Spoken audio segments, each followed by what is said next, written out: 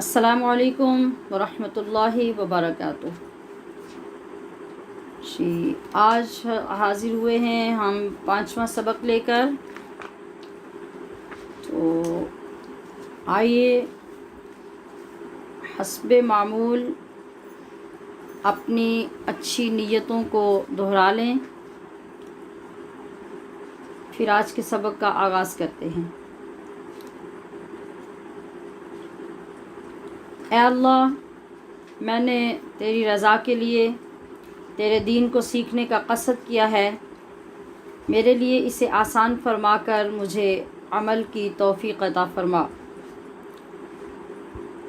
اے اللہ، ہر روز سبق بغور سننے، سمجھنے اور یاد کرنے کی بھرپور کوشش کی ہے، اور اس کوشش میں میری مدد فرما۔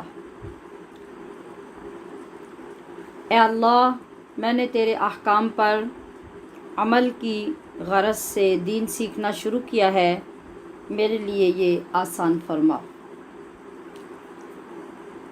اے اللہ، خود کو محبوب خدا صلی اللہ علیہ وآلہ وسلم کی سنتوں کا پابند بنانے کا ارادہ کیا ہے، مجھے استقامت عطا فرما۔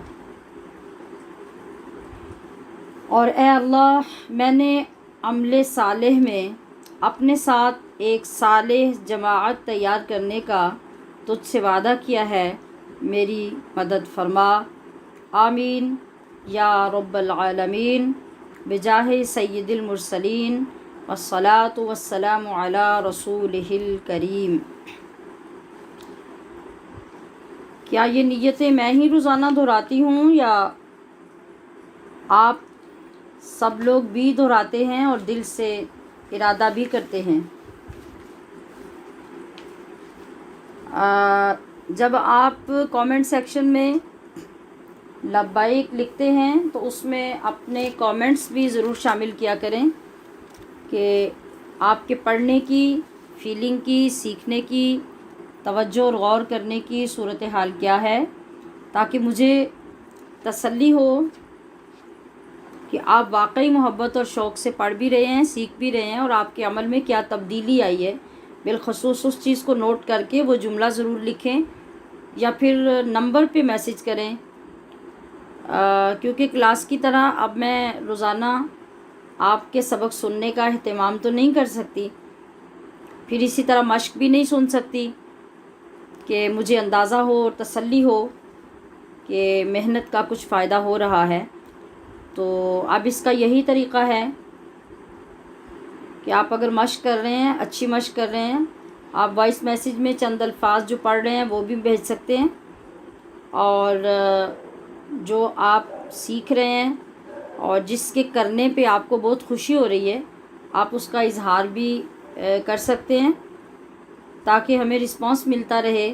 اور اسی طرح اگر آپ کوئی کسی چیز کی ضرورت محسوس کر رہے ہیں کہ اس کو اس طریقے سے آپ کو سمجھ آ سکتی ہے اور ایسے سمجھانے کی ضرورت ہے، تو آپ اس پہ رائے بھی دے سکتے ہیں۔ یہ سارے اختیارات آپ کے پاس ہیں، آپ ان کی طرف بھی توجہ دیجیے، صرف سبق کو سننے کے ساتھ ختم نہیں کر دیں۔ یعنی یہ رابطہ رہے گا تو ہماری بہتری ہوتی رہے گی اور ہمیں تسلی ہوتی رہے گی کہ الحمدللہ کوشش ضائع نہیں ہو رہی۔ اور اس کے علاوہ بعض علاقوں میں نیٹ کا مسلسل پرابلم آ رہا ہے اور مسلسل بچوں کو رابطہ کرنا پڑتا ہے، تو آپ اس میں بالکل بھی پریشان نہیں ہوں کہ ہم بار بار رابطہ کریں گے تو ہم پریشان ہوں گے، ایسی قطعاً بات نہیں ہے۔ بلا تکلف یہ آپ کا حق ہے کہ آپ ہم سے رابطہ کریں، اور جو بھی مسئلہ ہم سالو کر سکتے ہیں اس کے لیے ہم حاضر ہیں، کیونکہ جو چیز ہمارے ہاتھ میں نہیں، مطلب نیٹ پرابلم کا کسی علاقے میں کوئی مسئلہ پیدا ہو جاتا ہے، کسی میں کوئی ہو جاتا ہے، کہیں آپ کے اپنے جو سگنلز آتے ہیں اپنے علاقوں میں نیٹ کے، ان کا مسئلہ ہو جاتا ہے، تو جہاں ہم حل کر سکتے ہیں اور اس کا متبادل یا ڈپلیکیٹ آپ کو کچھ دے سکتے ہیں تو اس کے لیے ہمیں ضرور اطلاع کریں۔ جزاکم اللہ۔ تو ہم آگے بڑھتے ہیں اپنے سبق کی طرف۔ نحمدہ ونصلی ونسلم علی رسولہ الکریم، اما بعد فاعوذ باللہ من الشیطان الرجیم بسم اللہ الرحمن الرحیم۔ آج قرآن شریف کے حصے میں ہم نے سورۃ الفاتحہ شروع کرنی ہے، اور پچھلے اسباق کی طرح اس کی تفسیر بھی بہت امپورٹنٹ ہے اور بہت اس کا بیان کرنا ضروری اس لیے بھی ہے کہ اس کے ساتھ تعوذ اور تسمیہ کی طرح بہت سے مسائل، بہت سے وظائف اور بہت سے فضائل منسوب ہیں۔ چونکہ آگے تو اب ہمیں پتہ نہیں کہ ہم کتنا ایک ساتھ پڑھ سکیں گے اور چل سکیں گے، لہٰذا ضروری مسائل بیان کرنے کے لیے اب مجھے آج صرف ایک ہی آیت پڑھانی ہوگی تاکہ میں اس کی ڈیٹیل آپ کے سامنے اچھے طریقے سے بیان کر سکوں۔ تو آج ہم صرف ایک آیت پڑھیں گے۔ شروع کرتے ہیں۔ اعوذ باللہ من الشیطان الرجیم۔ اعوذ باللہ من الشیطان الرجیم۔ بسم اللہ الرحمن الرحیم۔ بسم اللہ الرحمن الرحیم۔ الحمد، الحمد، اس کے بارے میں آپ پہلے بھی پڑھ چکے ہیں کہ ہا آپ نے کیسے پڑھنی ہے، اور یہ جو لام ہے ہا سے پہلے، اس کے اوپر آواز ہم ٹکرانے نہیں دیں گے کہ الحمد کی آواز پیدا ہو، یہ سراسر غلط ہو جائے گا۔ آواز لام پہ نہیں ٹکرائے گی، اس کا دھیان رکھ کے، اور ہا کو وسط حلق سے انتہائی لطافت سے ادا کریں گے کہ اس میں نہ تو رگڑ پیدا ہو اور نہ الحمد کی آواز پیدا ہو۔ اس کے بارے میں آغاز میں میں نے آپ سے عرض کر دیا تھا کہ اگر آپ ہا کو ہا پڑھیں گے تو الحمد، جس کا مطلب تمام تعریفیں ہیں، اس کا مطلب ہو جائے گا کہ بہت کمزور ہے للہ، نعوذ باللہ، اللہ، حالانکہ ہم یہ کہنا چاہ رہے ہیں کہ تمام تر تعریفیں اللہ کے لیے ہیں۔ تو بہت احتیاط کیجئے اور اس کے لیے بہت کوشش بھی کیجئے، بار بار مشق کر کے اسے ٹھیک کرنا ہے۔ الحمد، الحمد، الحمد، الحمد، الحمد، الحمد للہ۔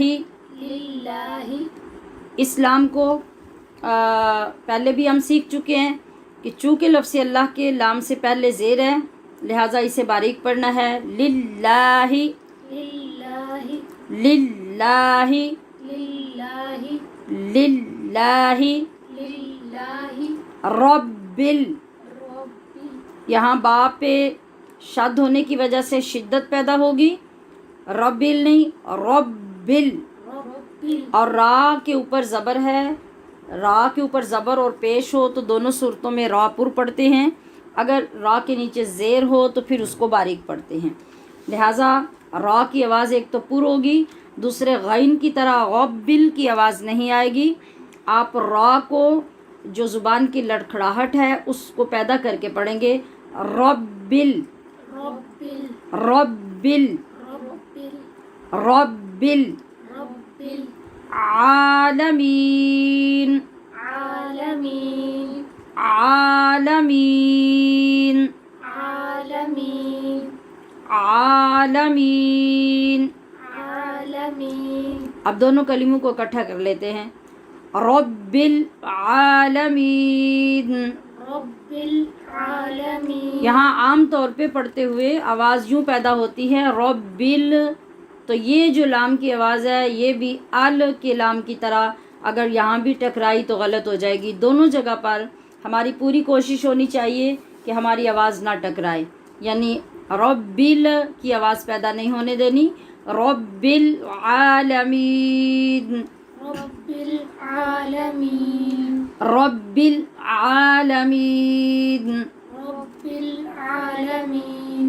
الحمد للہ، الحمد للہ، الحمد للہ، الحمد للہ، رب العالمین، رب العالمین، رب العالمین، رب العالمین۔ جی یہ میں نے آپ کو بار بار اس لیے پڑھایا کہ اکیلا حرف، اکیلا لفظ، پھر 2 لفظ، پھر 3، پھر 4، ہر طرح سے آپ کو پڑھنے میں روانی پیدا ہو جائے۔ اب ہم اسی روانی سے تعوذ، تسمیہ اور اس کو دہراتے ہیں۔ اعوذ باللہ من الشیطان الرجیم، أعوذ بالله من الشيطان الرجيم، بسم اللہ الرحمن الرحیم، بسم الله الرحمن الرحيم، الحمد للہ رب العالمین، الحمد لله رب العالمين، الحمد للہ رب العالمین، الحمد لله رب العالمين، الحمد للہ رب العالمین۔ الحمد لله رب العالمين۔ جی اس طریقے سے آپ اکیلے جب بیٹھیں گے تو اگر دوبارہ بار بار سننے کی ضرورت پڑے تو سن کے ساتھ پڑھیں، خود یاد رکھ سکیں تو پھر بھی یاد کریں۔ اس طرح جتنی میں نے چیزیں مینشن کی ہیں ان کو آپ نے اسی احتیاط کے ساتھ پڑھنا ہے۔ اب آ جاتے ہیں اس آیت کے ترجمے کی طرف۔ جی الحمد میں 2 چیزیں ہیں، ایک ہے آغاز میں الف لام، اس کے بعد ہے حمد۔ ہم نے اس سے قبل کسی اسم پر الف لام جو دیکھا تو اسے پڑھا کہ یہ الف لام معرفہ کا ہے، یعنی یہ نکرہ کو، عام کو خاص کرنے کے لیے آیا ہے، وہ ہم نے وہاں پڑھ لیا۔ آج ہم اس الف لام کی دوسری قسم پڑھیں گے کہ کبھی کبھی یہ الف لام معرفہ کے علاوہ بھی آتا ہے، یعنی کبھی یہ نوعیت کو بیان کرنے کے لیے بھی آتا ہے، کبھی یہ جنس کو بیان کرنے کے لیے بھی آتا ہے۔ تو یہاں پر حمد پر جو الف لام ہے یہ معرفہ کے لیے نہیں بلکہ یہ اس میں الف لام جنس کا ہے، اس میں جنس ہے، اور یہ نوع کو بیان کرنے کے لیے آیا ہے کہ کس نوعیت کی کون سی تعریف اللہ تعالیٰ کی یہاں مقصود ہے اور کس تعریف کا ذکر کیا جا رہا ہے۔ تو جب حمد پر یہ الف لام آیا، اس میں جنس یا پھر نوع کے لیے یہ دونوں صورتیں ہو سکتی ہیں، تو اس کا یہ مطلب ہوگا کہ جس نوعیت کی بھی کہیں اور کبھی تعریف ہو سکتی ہے اور جس جنس کی بھی کوئی تعریف ہو سکتی ہے، وہ تمام تعریفیں بالآخر اللہ ہی کی ہوتی ہیں۔ بالآخر کا مطلب کہ کبھی تو ڈائریکٹ ہے کہ ہم اللہ کی تعریف کر رہے ہیں، اور کبھی ایسا نہیں ہے، کبھی انڈائریکٹ تعریف ہوتی ہے تو وہ آخر پہ اللہ کی ذات تک پہنچ جاتی ہے۔ تو یہ الف لام کیا ہے؟ یہ اس میں جنس ہے۔ اور حمد، حمد کا مطلب ہوتا ہے تعریف یا مدح۔ تو اس تعریف یا مدح پر جب الف لام آیا تو اس لام نے یہ ثابت کیا کہ جس جنس کی، جس نوع کی کوئی بھی تعریف کائنات میں ہوتی ہے وہ در حقیقت للہ، اللہ ہی کی ہے۔ لام ہم نے پیچھے بھی پڑھا ہے، یہ لام جو ہے، اچھا پیچھے با پڑھا تھا ہم نے، بسم اللہ اور باللہ، یہ لام ہے۔ اس لام کا مطلب ہوتا ہے کے لیے یا کے واسطے۔ تو للہ کا مطلب ہوگا اللہ کے واسطے یا اللہ کے لیے۔ جملہ کیسے بن گیا؟ تمام تعریفیں یا سب تعریفیں اللہ ہی کے لیے ربی، ربی، رب کا ایک معنی تو رب ہی ہوتا ہے، اور یہ رب اور لفظ حمد، یعنی ترجمے میں آسانی پیدا کرنے کے لیے آپ کی توجہ اس طرف لا رہی ہوں کہ حمد ہم عام اردو بولتے ہوئے بھی استعمال کرتے ہیں، जैसे हम एक नात पढ़ते हैं, एक हम्द पढ़ते हैं, वैसे भी हम्द व सना का लफ्ज़ हम उर्दू में इस्तेमाल करते हैं। तो हम्द का मतलब तारीफ़ हुआ और अलहम्द का मतलब तमाम तारीफ़ें। ये जुमला और इसका तर्जुमा आसान हो गया। लफ्ज़ अल्लाह का हम बार बार रोज़ाना पढ़ रहे हैं कि इसका तर्जुमा और कोई नहीं होता, अल्लाह ही होता है, यानी यही लफ्ज़ लिखा जाता है। अब जो शुरू में लाम आया है, लाम का मतलब के लिए या के वास्ते, तो माना क्या बना, अल्हम्दुलिल्लाह, तमाम तारीफ़ें अल्लाह ही के लिए। रब्बी, अब लफ्ज़ रब जो है ये भी हम अपनी उर्दू में इस्तेमाल करते हैं, ये हमारे लिए नया लफ्ज़ नहीं है कि तर्जुमा करते दिक्कत पेश आएगी।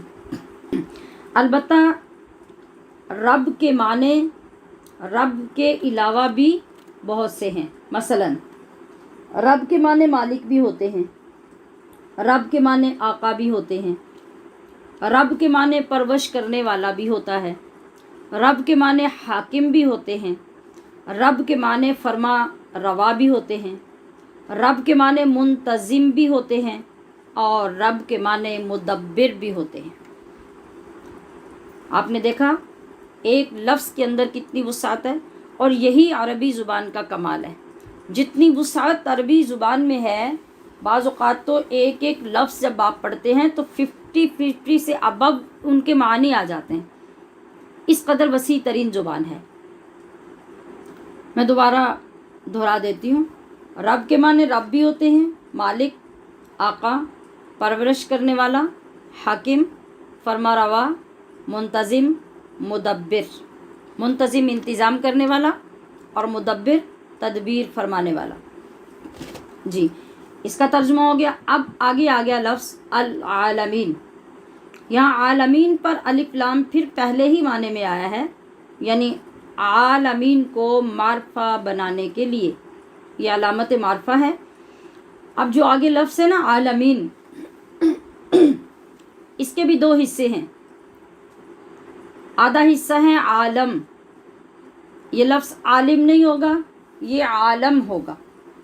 आलिम के लाम के नीचे अगर ज़ेर पढ़ें तो वो होता है साहिब इल्म, और अगर आलम के लाम पे ज़बर पढ़ें तो इसका मतलब होता है दुनिया या जहान। तो यहाँ आलिमीन नहीं आलामीन है। तो दो हिस्से हुए इसके, एक हिस्सा आलम, दूसरा हिस्सा या और नून जो इसके आगे लगा, और ये है या नून जमा की अलामत। ठीक है, असल लफ्ज़ है आलम। आलम को जमा बनाने के लिए या नून अलामत जमा शामिल हुई। तो अगर आलम होता तो इसका माना था एक जहान, आलमीन हुआ तो इसका मतलब है तमाम जहान, तमाम जहान। और अलिफ लाम इसके ऊपर मारफा बनाने के लिए लग गया। अब इसका माना हुआ तमाम तारीफ़ें अल्लाह ही के लिए, जो रब है, जो पालने वाला है या जो मालिक है तमाम जहानों का। अब ये तर्जुमा बहुत आसानी से अल्हम्दुलिल्लाह हो गया और इसको आपने समझ भी लिया। अब यहाँ एक बात और समझा देती हूँ, जैसे है अल्हम्दुलिल्लाहि रब्बिल आलमीन, रब्बिल आलमीन, रब और अल आलमीन, ये दो लफ्ज़ इकट्ठे होकर एक जुमला बन रहे हैं। जब ऐसा हो कि दो कलिमे आपस में इकट्ठे हो रहे हों, उनमें से कलिमे या लफ्ज़ एक ही माना होगा। दो लफ्ज़ या दो कलिमे इकट्ठे हो रहे हों, उनमें से पहला नकिरा और दूसरा मारिफा है, तो ऐसे में या फिर दो इसम इकट्ठे हो रहे हों या दो लफ्ज़ इकट्ठे हो रहे हों, तो दोनों सूरतों में जब इनका तर्जुमा करेंगे तो तर्जुमे में उर्दू कायदे के मुताबिक का, के, की का इजाफ़ा ख़ुद करेंगे। मसलन अल्हम्दुलिल्लाहि, तमाम तारीफ़ें अल्लाह ही के लिए, रब्बी रब अल आलमीन, तमाम जहान। अब इसका जुमला कैसे बनाएंगे? इसमें रब्त तो पैदा नहीं हो रहा, तो रब्त पैदा करने के लिए हमने देखा कि लफ्ज़ रब जो है ये नकिरा है और अल आलमीन अलिफ लाम आने की वजह से मारिफा हो गया, लिहाजा पहला नकिरा दूसरा मारिफा। अब इनका तर्जुमा करते हुए का के की ज़रूरत के मुताबिक लगाया जाएगा। तो अब हमने क्या लगाया? रब्बिल आलमीन, तमाम जहानों का रब। मुझे उम्मीद है कि आपको अच्छी तरह से समझ आ गई होगी। जी, इसका तर्जुमा और इसके तलफ़ुज़ के साथ पढ़ने की मश्क ये आपका सबक होगा, और तफसीर में से आपको जो आसान लगेगा आप उसको याद करेंगे। अगर एक दिन में याद नहीं हुआ तो थोड़ा थोड़ा करके साथ साथ याद करते रहें। अब हम सूरह फातिहा की तफसीर की तरफ आते हैं, और इसका तारुफ सबसे पहले आपको पेश करते हैं कि हमने देखा कि कुरान शरीफ में कुछ सूरतें मक्की कहलाती हैं और कुछ मदनी कहलाती हैं। अब हमने जब हर साल स्कूल से आने वाले, कॉलेज से आने वाले बच्चों से सवाल किया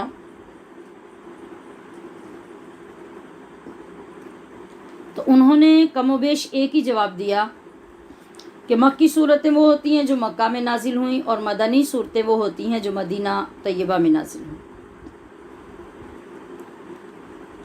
तो सवाल पैदा होता है कि सिर्फ मक्का और मदीना में तो सूरतें नाजिल नहीं हुई, और आयात भी ऐसे ही हैं, वो तो जंगों के दरमियान भी नाजिल होती रहीं, तौइफ में भी नाजिल हुई, जंगलात में भी नाजिल हुई, बेयाबान में भी नाजिल हुई, सफ़र में भी नाजिल हुई, पहाड़ों पे भी नाजिल हुई।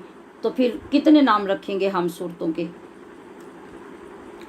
तो इसका दुरुस्त जवाब ये है कि जो आयात या जो सूरतें हिजरत से क़ब्ल नाजिल हुई वो सब मक्की कहलाती हैं, और जो हिजरत के बाद नाजिल हुई वो जहाँ भी नाजिल हुई वो मदनी कहलाती हैं, क्योंकि निस्बत नबी करीम सल्लल्लाहु अलैहि वसल्लम की ली जा रही है कि जब आप मक्कातुल मुकर्रमा में थे तो जहाँ भी होते थे मक्की ही कहलाते थे, और जब आप मदीना तैयबा में थे आप जहाँ कहीं भी सफ़र पे तशरीफ़ ले जाते आप मदनी ही कहलाते थे, लिहाजा सूरतें भी आपके उसी नाम और निस्बत के साथ कहलाएंगी।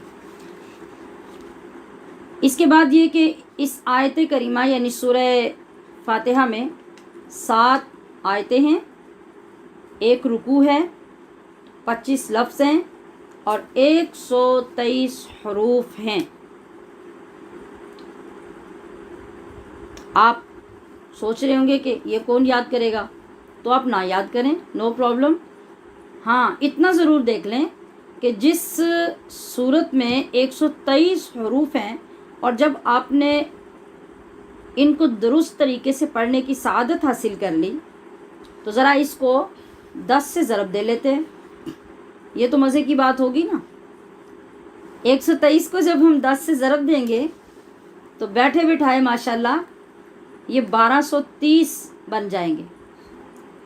तो अब आप इसे इंतहाई शौक़ से सुनेंगे कि जब आपने सूरह फातिहा को एहतियात से, महारत से, तलफ़ुज़ और तजवीद के साथ पढ़ा और ये सआदत नसीब हो गई तो इसके मुकम्मल होते ही आपको 1230 नेकियां हासिल हो सकती हैं।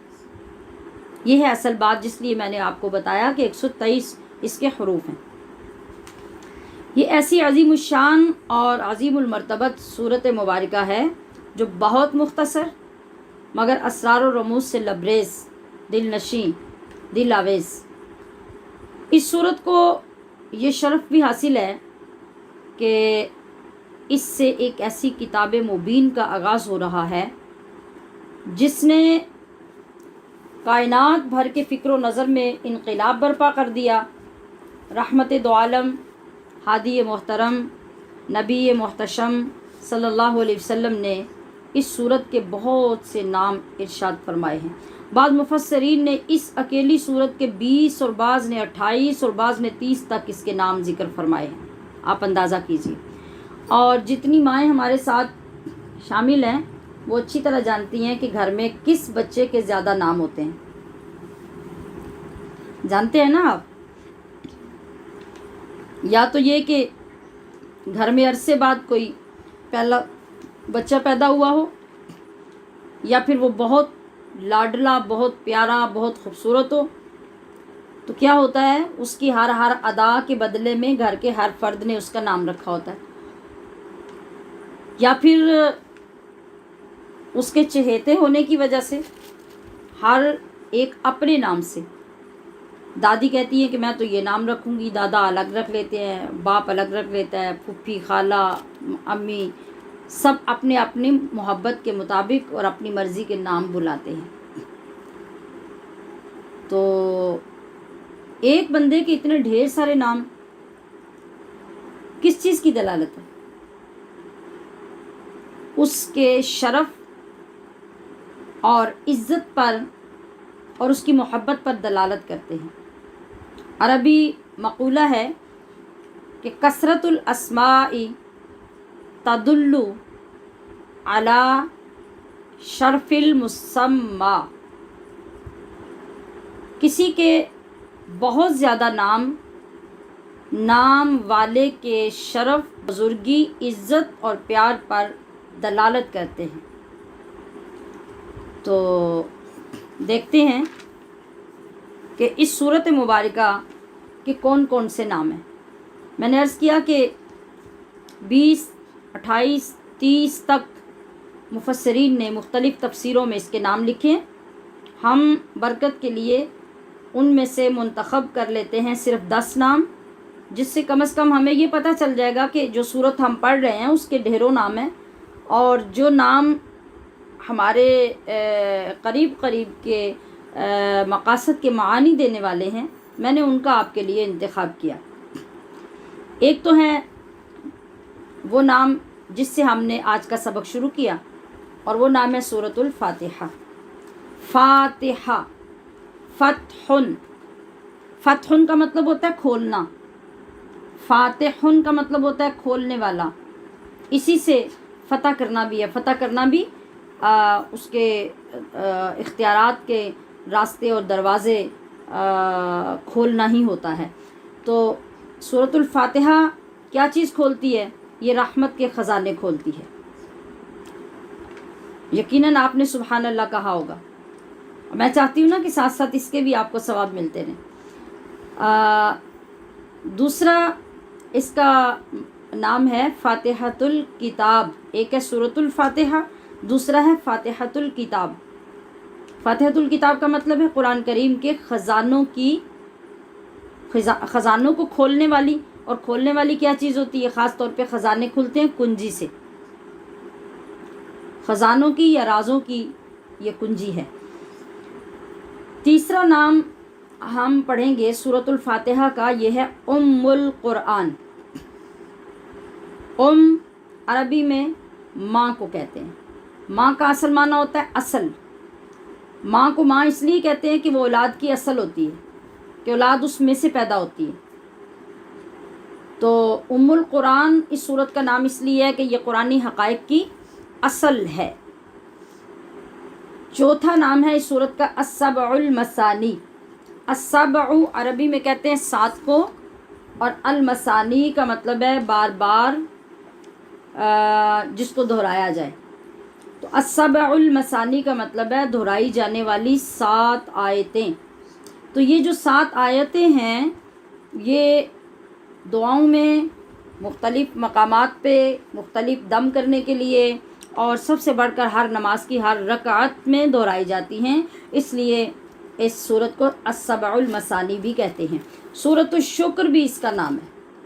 اللہ کا شکر ادا کرنے کا موقع فراہم کرتی ہے، کہ آغاز ہی سے کلمہ شکر ہم بولتے ہیں، اور اس کو پڑھنے کے ساتھ ہی ہم پہلا کلمہ کہتے ہیں الحمدللہ. سورۃ الصلاح. صلاح کا مطلب آدھا تقسیم کرنا بھی ہوتا ہے. تو یہ سورت بندے اور رب کے درمیان آدھی آدھی ہے. پہلے آدھے حصے میں کیا ہوتا ہے؟ اللہ کی صفات ذکر ہوتی ہیں. اور باقی آدھی میں بندہ اپنی دعائیں اور اپنی خواہشیں اللہ کے حضور پیش کرتا ہے، اس لیے سورۃ الصلاح بھی ہے۔ سورۃ الدعاء، اس نماز میں اس سورت میں ہم صراط مستقیم کی دعا مانگتے ہیں، اس لیے سورۃ الدعاء بھی ہے۔ اور سورۃ الشفاء، جس کے لیے ہر عامل، ہر عالم، ہر روحانی بزرگ اس کو پڑھ کر ہر بیماری کے لیے دم کرتا ہے، روحانی اور جسمانی بیماریوں سے شفا دیتی ہے۔ اس کا نام سورۃ الوافیہ بھی ہے۔ اس کے مضامین میں چونکہ بہت جامعیت ہے، اس لیے اس کا نام وافیہ ہے۔ دوسرا یہ کہ اس سورت کو نماز کی ہر رکعت میں آدھا نہیں بلکہ پورا پڑھا جاتا ہے، اس لیے بھی اس کا نام وافیہ ہے۔ سورۃ الحمد، حمد، سنن دارمی کی روایت کے مطابق نبی علیہ الصلوۃ والسلام نے خود اس سورت کو الحمد فرمایا ہے، اور ہم بھی عام طور پہ یہ لفظ بولتے ہیں۔ سورۃ الفاتحہ کم بولی جاتی ہے، بلکہ الحمد شریف زیادہ بولی جاتی ہے۔ وہ پہلی سورت ہے جس کا آغاز ہی الحمدللہ سے ہوا، اس لیے اس کو سورۃ الحمد بھی کہتے ہیں۔ یہ رہے جی آپ کے اس سورت کے 10 نام۔ اس سورت مبارکہ کے نزول کے لیے بھی حضرت جبریل امین اپنے ساتھ 70,000 فرشتے لے کر نازل ہوئے، اور اس کے نزول کے وقت بھی شیطان کا وہی حال ہوا جو بسم اللہ شریف کے نازل ہونے پہ ہوا۔ اس کا ذکر میں نے وہاں بھی کیا تھا کہ سورۃ الفاتحہ، آیت الکرسی، سورہ بقرہ کی آخری آیات اور سورہ کوثر، یہ ایسی چیزیں ہیں کہ جن میں اللہ تعالیٰ نے منفرد خزانے عطا فرمائے ہیں، اور یہ عرش کے خزانوں میں سے 4 خزانے ہیں: سورہ فاتحہ، آیت الکرسی، سورہ بقرہ کی آخری آیات اور سورہ کوثر۔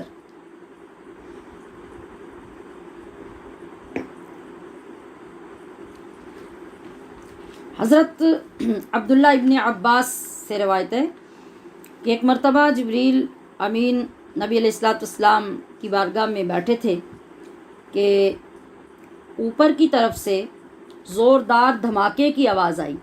حضرت جبریل نے اوپر دیکھا اور بتایا کہ یہ آسمان کا ایک دروازہ کھلا ہے، اس کی آواز ہے، جو پہلی بار آج کھلا ہے۔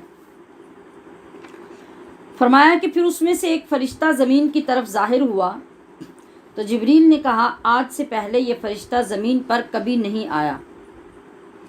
وہ فرشتہ اللہ کے حبیب کی بارگاہ میں حاضر ہوا، سلام عرض کیا اور عرض کیا اللہ کے حبیب، آپ کو ایسے 2 نوروں کی بشارت دینے آیا ہوں جو آپ سے پہلے کسی کو عطا نہیں ہوئے، ایک سورہ فاتحہ اور دوسرے سورہ بقرہ کی آخری آیات آمن الرسول سے لے کے آخر تک۔ فرشتے نے کہا کہ آپ ان میں سے جو بھی پڑھیں گے وہی اللہ آپ کو عطا کرے گا۔ ان کو نور کہنے کی وجہ کیا ہے کہ قیامت کے دن اپنے پڑھنے والوں کے آگے آگے چلیں گے۔ سورہ فاتحہ کا نور اور آمن الرسول سے لے کے آخر تک سورہ بقرہ کا نور۔ یہ تھی سورت کی فضیلت اور اس کا تعارف۔ آگے ہم نے پڑھا الحمدللہ۔ حمد کیا ہے؟ حمد کا معنی شکر بھی ہوتا ہے، رضا بھی ہوتا ہے، جزا بھی ہوتا ہے، حق کی ادائیگی بھی ہوتا ہے، اور بار بار تعریف کرنا بھی حمد ہوتا ہے۔ حمد انسان زبان سے بھی کرتا ہے، فعل سے یعنی اپنے عمل سے بھی کرتا ہے، اپنے حال سے بھی حمد کا اظہار کرتا ہے، اور عرف کے اعتبار سے کچھ کام بھی حمد کہلاتے ہیں۔ اس کو ہم تقسیم کریں تو اس حمد کے نام بنتے ہیں قولی حمد، فعلی حمد، हाली यानी हाल से, हाली हम्द और उर्फ़ी हम्द। अब हम देख लेते हैं कि कौली हम्द कौन सी होती है। कौली हम्द होती है अल्लाह ताला की वो तारीफ़ जो इंसान अपनी ज़ुबान से करता है, जैसे नबियों की ज़ुबानों से अल्लाह ताला ने अपनी तारीफ़ करवाई, जैसे कलाम पाक की तिलावत, ये अल्लाह की तारीफ़ है। और नबी इस्लाम की ज़ुबान अक़दस से क़यामत में अदा होने वाले अल्फाज जो आका अलैहिस्सलातु वस्सलाम इरशाद फरमाएंगे, फ़सुबहाना मन यस्तहिक़्क़ु लिजमीइ महामिदिही, ये क्या है? ये कौली हम्द है। यानी जब हम अपनी ज़ुबान से अल्लाह की तारीफ़ किसी अंदाज से करेंगे, उसका कलाम पढ़ेंगे, उसकी शान बयान करेंगे, तो ये हमारे कौल से अल्लाह की हम्द हो रही है। अब फ़ेल से हम्द कैसे है? फ़ेल से हम्द ये है कि अल्लाह को राज़ी करने के लिए अपने जिस्म से आमाल सालिहा बजा लाना, जैसे इबादतें, मतलब नमाज, ये क्या है? ये फ़ेली हम्द है। तिलावत से आप जब, एक तो कौली भी है, ये फ़ेली भी है। और इसी तरह से कोई और आप इबादत करते हैं, रोज़ा रखते हैं, हज करते हैं, तो ये फ़ेली इबादत है। इसके अलावा जब आपको अल्लाह पाक नेमतें अता फरमाता है, मसलन बीमारी के बाद अल्लाह ने सेहत दोबारा अता कर दी, तंदुरुस्ती अता कर दी, उस पर आप जब अल्लाह की हम्द करते हैं तो वो फ़ेली हम्द है। आप किसी और के बीमार होने पर उसकी बीमार पुरसी के लिए चले जाते हैं और बीमारी में उसकी मदद करते हैं, तो गोया ये भी आप फ़ेली तौर पे अल्लाह की हम्द कर रहे हैं, और ये इजहार तशक्कुर हो रहा है कि दूसरा बंदा बीमार है और मैं सेहतमंद हूँ, तो मैं उसकी मदद करके अपने रब का शुक्र अदा कर रहा हूँ, उसकी हम्द कर रहा हूँ। और दूसरे ये कि सेहत को नेमत समझना उस वक्त जब आपके सामने कोई माजूर हो, कोई बीमार हो, तो आप उसको देखकर क्या करें? ये बहुत प्यारी हदीस पाक अल्लाह पाक ने अपने महबूब के सदक़े से हमें अता की और आका अलैहिस्सलातु वस्सलाम ने सिखाई। और इसकी बहुत बड़ी ख़ासियत क्या है? बहुत बड़ी ख़ासियत ये है कि जब आप किसी मरीज़ को, माजूर को, तकलीफ़ में मुब्तला शख्स को या लाइलाज बीमारी वाले बंदे को देखें, तो फ़ौरन ये अल्फाज पढ़ लें। आका अलैहिस्सलातु वस्सलाम का फरमान है कि जिस बंदे को देखकर आपने ये अल्फाज पढ़ लिए, वो बीमारी कभी आपको नहीं लगेगी।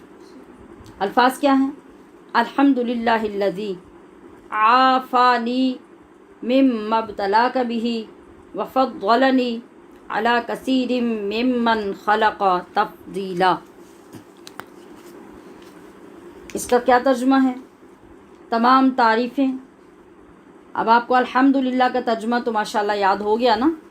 तमाम तारीफ़ें उस अल्लाह के लिए, अल्लज़ी, जिसने, अल्लाज़ी का माना क्या होता है? जिसने, आफ़ानी, मुझे आफ़ियत दी या मुझे महफूज रखा, मिम्मा, उस बीमारी से, इब्तला का बिही, ए मरीज़, ए बीमार, ए माजूर, जिसमें उसने तुझे मुब्तला किया, वफ़द्दलनी अला कसीरिम, और बहुत सौ पर उसने मुझे फ़जीलत दी या बेहतर रखा, मिम्मन खलक़ा, अपनी मखलूक में से, तफ़दीला, जिस तरह फ़जीलत दी जाती है या जो फ़जीलत देने का हक़ है, या अच्छी तरह से महफूज रखा। आप देखिए कि इसके मानी ही बता रहे हैं कि कितना इम्पोर्टेंट है इसका पढ़ना। तो इसी तरह हर उज़्व की अलग अलग हम्द होती है। शुक्र का हर उज़्व की तरफ से एहतमाम करना, वो क्या है? हर उज़्व के शुक्र का एहतमाम ये है। हाथों का शुक्र ये है कि हम इनको गुनाहों से बचाएं। आँखों का शुक्र ये है कि हम इनको गुनाहों से बचाएं। पैरों का शुक्र ये है कि हम इनको बेअमली से बचाएं। اور برائی سے محفوظ رکھیں. یہ سب چیزیں اللہ کی حمد ہیں اور یہ ہیں فعلی حمد. ہمارا حال حمد بن جائے. کیسے؟ ہمارا دل اور ہماری روح اللہ کی تعریف پہ مشغول ہو جائے. جس طرح کے بھی حالات آئیں ہم اپنے آپ کو اللہ کی اطاعت میں مصروف رکھیں، عملی لحاظ سے بھی اور دینی علوم سے بھی اپنے آپ کو مزین کریں. یہ ہے ہمارے حال کی حمد کہ ہمارا ہر حال اللہ کی حمد میں مصروف ہو جائے. عرف میں حمد کسے کہتے ہیں؟ ایسے کاموں میں لگنا جن سے منعم ہوتا ہے انعام کرنے والا، اور منعم وہ ہوتا ہے جس کو انعام دیا جاتا ہے. تو اللہ منعم ہے، ہم جن پر انعامات ہوتے ہیں وہ منعم ہیں. تو انعام کرنے والے کے انعامات کا اظہار ہوتا ہو جن کاموں سے، خواہ زبان سے یا دیگر اعضاء سے یا اللہ کے بندوں کے ساتھ اچھے معاملات کرنے سے، اس کو کہتے ہیں عرفی حمد. مطلب اللہ نے آپ کو مال دیا ہے تو آپ اس مال کو اللہ کی رضا کے لیے اللہ کے بندوں میں تقسیم بھی کرتے رہیں. یہ عرفی حمد ہے. آپ کو اللہ نے علم دیا ہے تو آپ لوگوں میں علم تقسیم کریں. یہ عرفی حمد ہے. اللہ نے آپ کو طاقت دی ہے، ہمت دی ہے تو آپ بے سہارا لوگوں کی مدد کریں. یہ بھی عرفی حمد ہے. اس طرح کی مثالوں میں ہم اپنے رب کی عرف میں حمد بجا لا سکتے ہیں. اللہ کریم فرماتا ہے وَإِن تَعُدُّوا نِعْمَةَ اللَّهِ لَا تُحْصُوهَا، کہ لوگوں اگر تم اللہ کی نعمتوں کو شمار کرنے لگو تو کبھی شمار نہ کر سکو گے. اس کا کیا مطلب ہے؟ تو پھر شکر اور حمد کا حق تو ہم ادا کر ہی نہیں سکتے. جب اس کی نعمتوں کو شمار نہیں کر سکتے تو حمد کا حق تو ہم ہر لمحے ہر گھڑی اللہ کی حمد کرتے رہیں تو بھی ادا نہیں ہو سکتی. اللہ فرماتا ہے میں شاکر علیم ہوں کہ تم تھوڑی بھی حمد کرو گے باوجود اس کے کہ میری نعمتیں تو تم شمار ہی نہیں کر سکتے، مگر اس کے باوجود تمہاری تھوڑی سی شکر گزاری اور تمہاری تھوڑی سی حمد بھی میں اس طرح قبول کروں گا کہ میں اس کی قدر کروں گا. اور تم کن جذبوں سے کرو گے میں ان جذبوں کو بھی جاننے والا ہوں. کتنا دل نواز یہ نغمہ ہے اللہ کی جانب سے جو ہر وقت ہمارے کانوں میں رس گھولتا ہے کہ وہ فرماتا ہے لئن شکرتم لازیدنکم. میں یہ نہیں دیکھوں گا کہ میری نعمتیں اور تمہارے شکر کا کمپیریزن کیا ہے، کوئی جوڑ ہے، میں یہ نہیں دیکھوں گا. بس میں یہ دیکھوں گا کہ تم شکر کرتے ہو، وہ جتنا بھی ہو، وہ ایک ذرے کے برابر بھی کیوں نہ ہو میری نعمتوں کے مقابلے میں پھر بھی اس کے بدلے میں تمہاری نعمتیں زیادہ کرتا رہوں گا. تو اللہ کی رحمت کے دروازے کھلے رہتے ہیں. ہمیں چاہیے کہ جب ہمیں نعمتیں ملیں تو ہم اللہ کا شکر ادا کریں، اور جب تکلیف آئے تو پھر بھی صبر کر کے اللہ کی حمد کریں. اس وقت حمد کا طریقہ اور الفاظ کیا ہوں گے؟ الحمدللہ علی کل حال. کتنے چھوٹے چھوٹے سے جملے ہیں، کتنے چھوٹے چھوٹے الفاظ ہیں، مگر ان کے پیچھے اللہ کی رحمتیں کس قدر ہیں. ایسے وقت میں ہم نے کیسے شکر کرنا ہے؟ الحمدللہ علی کل حال. اور اس طرح ایسے کلمات سے جو نبی علیہ الصلوۃ والسلام کی زبان اقدس سے ادا ہوئے ہیں، ہم اللہ تعالیٰ کی رحمت سے ہمیشہ فیض یاب ہو سکتے ہیں. امام فخر الدین رازی رحمۃ اللہ علیہ لکھتے ہیں کہ حضرت داؤد علیہ الصلوۃ والسلام نے اللہ کی بارگاہ میں عرض کیا، اے اللہ میں تو ساری زندگی تیری ایک نعمت کا بھی شکر ادا نہیں کر سکتا، تو پھر تیری اتنی نعمتوں کا شکر کیسے ادا ہوگا؟ تو اللہ تعالیٰ نے فرمایا جب تیرے دل میں عاجزی کا یہ احساس پیدا ہو گیا کہ تو اس پہ قادر نہیں، تو بس پھر سمجھ میری نعمتوں کا شکر ادا ہو گیا۔ یعنی اللہ دیکھنا ہی یہ چاہتا ہے کہ میرا بندہ میرے سامنے عاجزی کرتا ہے یا اکڑتا ہے، تو بس جب عاجزی اللہ نے دیکھ لی تو اب وہ کاؤنٹ نہیں کرے گا کہ نعمتیں کتنی ہیں اور شکر کتنا ہے، بس وہ یہی دیکھنا چاہتا ہے۔ تو اپنی طاقت کے مطابق شکر میں مصروف رہو، اللہ تعالیٰ تمہاری نعمتوں میں اور برکتیں کرتا رہے گا۔ ایک بات یہاں سمجھیے کہ اللہ تعالیٰ نے اپنے کلام کی ابتدا حمد سے کیوں کی؟ بڑا خوبصورت لطیف نکتہ ہے۔ یعنی میں نے بسم اللہ شریف کی فضیلت میں آپ کو بتایا تھا کہ بسم اللہ کسی بھی سورت کی مستقل آیت نہیں ہے، اس کو سورتوں کے شروع میں صورتیں الگ کرنے کے لیے بطور علامت کے لکھا گیا ہے۔ تو پھر واضح ہو گیا کہ اللہ کا کلام کس سے شروع ہو رہا ہے؟ الحمدللہ سے۔ کیوں؟ کسی اور کلمے سے کیوں نہیں؟ اس لیے کہ اللہ پاک نے جب انسان کو بنایا تھا نا، تو سب سے پہلے انسان اول سیدنا آدم علیہ السلام کی زبان اقدس سے جو الفاظ ادا ہوئے تھے وہ الحمدللہ ہی تھے۔ تو کلام بھی اللہ پاک نے اسی لفظ سے شروع کیا تاکہ وہ مناسبت قائم رہے کہ سب سے پہلے جب میرا بندہ میرا کلام شروع کرے تو وہ الحمدللہ کہہ کے شروع کرے۔ آپ نے کیسے یہ کہا الحمدللہ؟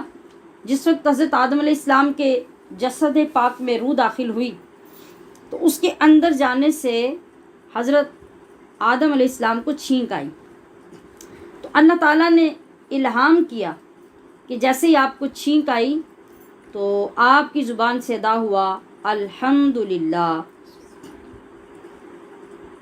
اللہ تعالیٰ نے اسی وجہ سے آپ کی اولاد کے لیے چھینک کے وقت الحمدللہ کہنا سنت بنا دیا۔ سننے والے کے لیے، چونکہ اس وقت فرشتوں نے آپ کا یہ سن کر کہا، اور سننے والے کے لیے پھر جو سنت بنائی گئی وہ کیا ہے؟ یرحمک اللہ، یرحمک اللہ، اللہ تجھ پر رحم کرے کہ تو نے اپنے رب کی حمد کی ہے۔ اب یہ پاس بیٹھنے والا اس کے لیے رحم کی دعا کر رہا ہے، تو چھینکنے والا واپس اس دعا دینے والے کو پھر کہے یغفر اللہ لنا ولکم، اللہ تمہیں بھی اور ہمیں بھی سب کو بخش دے۔ دیکھیے اللہ تعالیٰ نے کتنا اعلیٰ تعلق بندے کا بندے کے ساتھ پیدا کیا، کتنا نفیس طریقہ ایک دوسرے کی محبت پیدا کرنے کا سکھایا کہ ایک چھینک مارنے پر یا ایک چھینک لینے پر کتنی دعائیں ایک دوسرے کو دی جا رہی ہیں، اور اس پر بھی اللہ تعالیٰ کتنے خوبصورت الفاظ کے ساتھ ہمیں اپنی حمد کرنے کا طریقہ سکھا رہا ہے۔ اور یہ ہم اپنی عقل اور سمجھ سے کبھی ایسا نہیں کر سکتے، یہ توفیقی خداوندی ہے جو اس کے کرم سے ہمیں نصیب ہوتی ہے۔ جب ہم ایک قدم آگے بڑھاتے ہیں تو اللہ تبارک و تعالیٰ فرماتا ہے نا کہ میری رحمت دوڑ کر تمہارا استقبال کرتی ہے۔ اس لیے حضرت مفتی احمد یار خان نعیمی رحمۃ اللہ علیہ فرماتے ہیں کہ میری طلب بھی تیرے کرم کا صدقہ ہے، کہ اے اللہ اگر میں کوئی اچھی چیز مانگتا ہوں نا تجھ سے، یا اچھے کام کی طرف آگے بڑھتا ہوں، تو میں سمجھتا ہوں کہ یہ بھی کوئی میرا کمال نہیں، بلکہ وہ طلب کرنے کی توفیق اور میرے اندر الہام بھی تو نے ڈالا، اس وجہ سے میں نے کوئی اچھی بات تجھ سے مانگ لی۔ میری طلب بھی تیرے کرم کا صدقہ ہے، قدم یہ اٹھتے نہیں اٹھائے جاتے ہیں۔ جی میں بہت مختصر ابھی بھی کر کے آپ کو یہ سنا رہی ہوں اتنی باتیں جو آسانی سے آپ کے ذہن میں رہ سکیں۔ اور جو آخری دن قیامت کا دن ہوگا، جہاں پہ ہمارے نبی صلی اللہ تعالی علیہ وسلم کو اللہ پاک کھڑا کرے گا، اس جگہ کا نام بھی مقام محمود رکھا گیا ہے۔ یعنی ایسی جگہ جس کی تعریف کی گئی ہو. آج دنیا میں بھی اس مقام کی تعریف ہو رہی ہے کہ وہاں ہمارے پیارے نبی صلی اللہ علیہ وسلم کو کھڑا ہونا ہے اور آپ کی امت نے وہاں آپ کی زیارت کرنی ہے. آپ کے دست اقدس میں جو جھنڈا ہوگا اس کا نام بھی لواء الحمد ہوگا، یعنی حمد کا جھنڈا. اور جو امتی اس جھنڈے کے نیچے کھڑے ہوں گے ان کو بھی قیامت کے دن حمادون کہا جائے گا، یعنی بہت زیادہ حمد کرنے والے. اور اس وقت محبوب کبریا صلی اللہ علیہ وسلم کے لبہائے مبارک سے ایسا ترانہ حمد ادا ہوگا جو کسی کے وہم و گمان میں بھی نہیں ہوگا. اور وہ الفاظ ہوں گے فسبحان من یستحق لجمیع محامدہ، پس پاک ہے وہ ذات جو تمام تر محمد و توصیف کی حقدار ہے. یہ ہمارے نبی صلی اللہ علیہ وسلم کی زبان اقدس سے حمد کے الفاظ ادا ہوں گے. اور ابن ماجہ کی ایک اور حدیث میں ہے کہ جب فرشتوں نے ایک شخص سے یہ کلمہ حمد کا سنا، کون سا کلمہ؟ یا ربی لک الحمد کما ینبغی لجلال وجہک وعظیم سلطانک، جس کا ترجمہ ہے کہ اے میرے رب تیرے ہی لیے حمد ہے، کما ینبغی لجلال وجہک، جیسا کہ لائق ہے تیری ذات کے جلال کے، وعظیم سلطانک، اور جو تیری سلطنت کی عظمت کے لائق ہے ویسی حمد تجھے ہو. تو جب یہ الفاظ اتنے اعلیٰ الفاظ، اصل میں ہماری لینگویج عربی نہیں ہے نا، تو ہمیں سن کر وہ لذت نہیں آتی جو کسی بھی اہل زبان کو لذت آتی ہے کہ لفظ کی گہرائی کیا ہوتی ہے. جس طرح ہم کوئی اردو کی شاعری سنیں، کوئی پڑھا لکھا بندہ، تو وہ جھوم جاتا ہے کہ کیسی کمال کا قافیہ ہے، کیسی کمال کے الفاظ ہیں. اس طرح اگر کوئی یہ الفاظ جو بھی میں نے آپ کے سامنے پڑھے ہیں کوئی عرب سنے تو وہ صرف جھوم ہی نہ جائے بلکہ اللہ کی شان کی تعریف سن کے اٹھ کے رقص کرنا شروع کر دے. یہ اتنے اعلیٰ کمال کے الفاظ ہیں. اس سے آپ اندازہ کر لیجئے کہ جب فرشتوں نے یہ سنا تو قلم روک دیے، اللہ کی بارگاہ میں سوال کیا، اے رب کریم، ایسی عظیم الشان حمد کا اجر ہم کتنا لکھیں، کیسے لکھیں، کیا لکھیں؟ یعنی آپ اس بات سے اندازہ کر لیجئے کہ یہ کلمات حمد کتنے اعلیٰ ہیں. ان کو یاد کرنا چاہیے اور ان کو وقتاً فوقتاً پڑھنا چاہیے، بلکہ عادت ڈالنی چاہیے. یا ربی لک الحمد کما ینبغی لجلال وجہک وعظیم سلطانک. تو کہا اے اللہ کتنا اجر لکھیں؟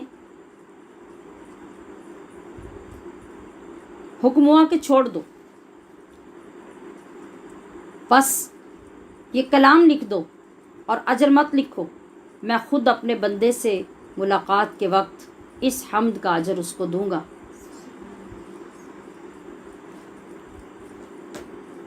تو یہ وہ حمد کے کلمات ہیں. یہ بھی 2 کلمے ہیں ہمارے پاس الحمدللہ جن پر ہم بات کر رہے ہیں کہ اس کے اندر گہرائی، گہرائی، وسعت کس قدر ہے. کہ ہم یہی بات ہے نا، میں نے آغاز میں عرض کیا تھا کہ سورہ فاتحہ کیا ہے؟ قرآن کریم کے سارے اسرار و رموز کا خلاصہ. یہ اس کی بات ہو رہی ہے، اس سورہ فاتحہ کی. حمد باری تعالیٰ کی فضیلت اس قدر ہے کہ نبی علیہ الصلوۃ والسلام نے ارشاد فرمایا صفائی نصف ایمان ہے، اور الحمدللہ کہنا میزان کو بھر دے گا. یہ کون سا میزان ہے؟ جو قیامت میں قائم ہوگا لوگوں کے اعمال کے لیے. اور فرمایا کہ اگر الحمدللہ کے ساتھ کسی نے سبحان اللہ بھی کہہ دیا تو زمین و آسمان کے درمیان جتنا وقفہ ہے وہ سارا ثواب سے بھر دیا جائے گا. یہ اتنے اعلیٰ الفاظ ہیں. آپ علیہ الصلوۃ والسلام نے یہ بھی فرمایا کہ جس نے صبح شام 100 مرتبہ سبحان اللہ پڑھا اس کے لیے اتنا ثواب ہے. یہ ایسی بات نہیں کہ صرف اندازے سے یا سنی ہوئی کہی جا رہی ہے، ترمذی شریف کی حدیث ہے. फरमाया कि सुबह शाम जो सिर्फ सुबहान अल्लाह 100 मरतबा सुबह 100 मरतबा शाम पढ़ता है तो अल्लाह करीम उसे 100 हज के बराबर सवाब देगा। और ऐसे होगा जैसे सुबह शाम जिसने अल्हम्दुलिल्लाह 100 बार पढ़ा, गोया उसने 100 घोड़े जिहाद के लिए अल्लाह की राह में पेश कर दिए। इस कदर इसका अजर व सवाब है। और आप अलैहिस्सलाम ने यह भी फरमाया कि अल्लाह ताला इस बात से बहुत खुश होता है। आप देखें कि हमारा कोई उस्ताद हो, हमारे बूढ़े वालिदैन हो, हमारा कोई मुर्शिद हो, पीर हो, कोई दोस्त हो, हमें मालूम हो कि वो इस काम से खुश होता है और हमें वो ट्रिक मिल जाए, हमें वो नुस्खा मिल जाए कि हम जब उसको खुश करना चाहें तो हमारे पास वो ट्रिक हो कि हम उसे इख्तियार करें और हमारा महबूब खुश हो जाए, हमारे उस्ताद खुश हो जाएं, हमारे माँ बाप खुश हो जाएं। तो हम समझते हैं कि हमारे पास एक बहुत बड़ा तरीक़ा है और एक बहुत बड़ा ख़जाना है जिससे हम इतनी बड़ी बात हासिल कर सकते हैं। तो सुनिए हमारे प्यारे नबी अलैहिस्सलाम क्या फरमा रहे हैं। आप फरमा रहे हैं कि अल्लाह ताला इस बात से बहुत खुश होता है कि बंदा जब उसकी नेमतें खाए और फिर उसकी हम्द करे। तो हमें एक तरीक़ा मिल गया कि उसकी नेमतें जितनी मिलती हैं उन पर शुक्र बढ़ा दो, उनको खाओ पियो, खुशी मनाओ, मगर जितनी नेमतें मिलें उसकी हम्द ज़्यादा करते चले जाओ। तो क्या होगा, तुम्हारी नेमतें और बढ़ती चली जाएंगी। इमाम हसन बसरी फरमाते हैं कि अल्हम्दुलिल्लाह कहना हर नेमत से ज़्यादा अफसल है। अब आइए देखते हैं कि हमारे प्यारे आका सल्लल्लाहु अलैहि वसल्लम का तरीक़ेकार क्या था अल्लाह की हम्द करने का। तो अज़ीज़ तालिबात, दुआएं पढ़ानी मैंने शुरू की और मैंने कहा था कि मैं सूरह फ़ातिहा में इनकी अहमियत आपको अर्ज़ करूँगी। तो आइए हम देखते हैं कि हमने खाना खाने की दुआ शुरू करने की, ख़त्म करने की और फिर बैतुल खला में जाने की दुआ तक कल हमने पढ़ी थी। तो इनका क्या फ़ायदा है और हम क्यों इनको सीखने की कोशिश कर रहे हैं। हज़ूर नबी अलैहिस्सलातु वस्सलाम ने अपनी उम्मत को ही हम्द रब्बे ज़ुल जलाल की तरगीब नहीं दी, बल्कि ख़ुद भी आप ऐसा ही करते रहे। आप अपने मुक़द्दस मामूलात में भी अल्लाह की हम्द के फूल हमेशा खिलाते रहे। आप इस हद तक अपने रब का शुक्र अदा करते कि अगर आप किसी ऊंचाई की जगह पर, किसी टीले पर कदम रख कर चढ़ते तो आप फरमाते अल्लाह अकबर। जब आप टीले से नीचे मैदान की तरफ तशरीफ़ लाते तो आप पढ़ते सुभान अल्लाह। देखिए अल्लाह की तस्बीह भी और अल्लाह की बड़ाई भी बयान की। क्या हो रहा है, कदम उठाए जा रहे हैं, ऊपर नीचे आने में भी अपने रब को याद किया जा रहा है और यही सबक अपनी उम्मत को सिखाया। जब सुभान अल्लाह कहने से मीज़ान में वज़न बढ़ जाता है और अल्लाह अकबर में अल्लाह की बड़ाई बयान होती है तो आप सोचिए कि इस काम के करने में हमारा कितना वक्त लगता है। काम तो ऑलरेडी हम अपना कर रहे हैं, जिधर जाना है जा रहे हैं, जहाँ से आना है आ रहे हैं और ज़ुबान हमारी साथ अपने रब को याद कर रही है। फिर आप अलैहिस्सलातु वस्सलाम का ये खूबसूरत मामूल कि आप जब सोने का इरादा करते तब भी अपने अल्लाह की हम्द बयान करते और फरमाते अल्लाहुम्मा बिस्मिका अमूतु व अहया। आप जब सुबह जागते तो जागते ही आप फरमाते अल्हम्दुलिल्लाहिल्लज़ी अहयाना बादमा अमातना। ये तमाम दुआएं आप भी इंशाअल्लाह याद करेंगे। फिर आप कुछ खाते, तनावुल फरमाते तो फ़ौरन अपने अल्लाह की हम्द करते और फरमाते अल्हम्दुलिल्लाहिल्लज़ी अतअमना व सक़ाना व जअलना मिनल मुस्लिमीन। ये कल दुआ आपने पढ़ी थी। क्या फरमा रहे हैं आप कि तमाम तारीफ़ें उस अल्लाह के लिए जिसने हमें खिलाया, जिसने हमें पिलाया और सबसे बढ़कर जिसने हमें मुसलमान बनाया। तो दस्तरखान पर भी बैठ के आप अपने रब की हम्द कर रहे हैं। इसी तरह लिबास पहनते, लिबास उतारते, मुख्तलिफ़ काम करने में आप अलैहिस्सलातु वस्सलाम ने खुद भी अपने अल्लाह को याद किया और अपने सहाबा को अमली तौर पे ये तरीक़ा सिखाया और अपनी उम्मत के लिए क़यामत तक ये तरीक़ा नहीं छोड़ा। अल्हम्दु लिल्लाहि रब्बिल आलमीन, इसमें से हमारा जो आज का सबक हो सका वो सिर्फ़ अल्हम्द पे हो सका।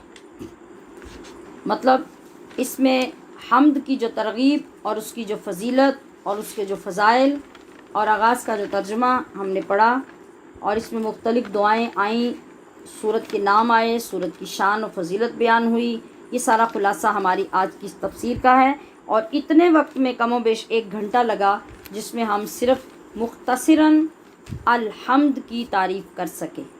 अल्लाह पाक हमें इसके समझने की तौफ़ीक़ अता फ़रमाए और अपने अमल में शामिल करने की, जिसका हम हर रोज़ अहद करते हैं अपने अल्लाह के हुज़ूर।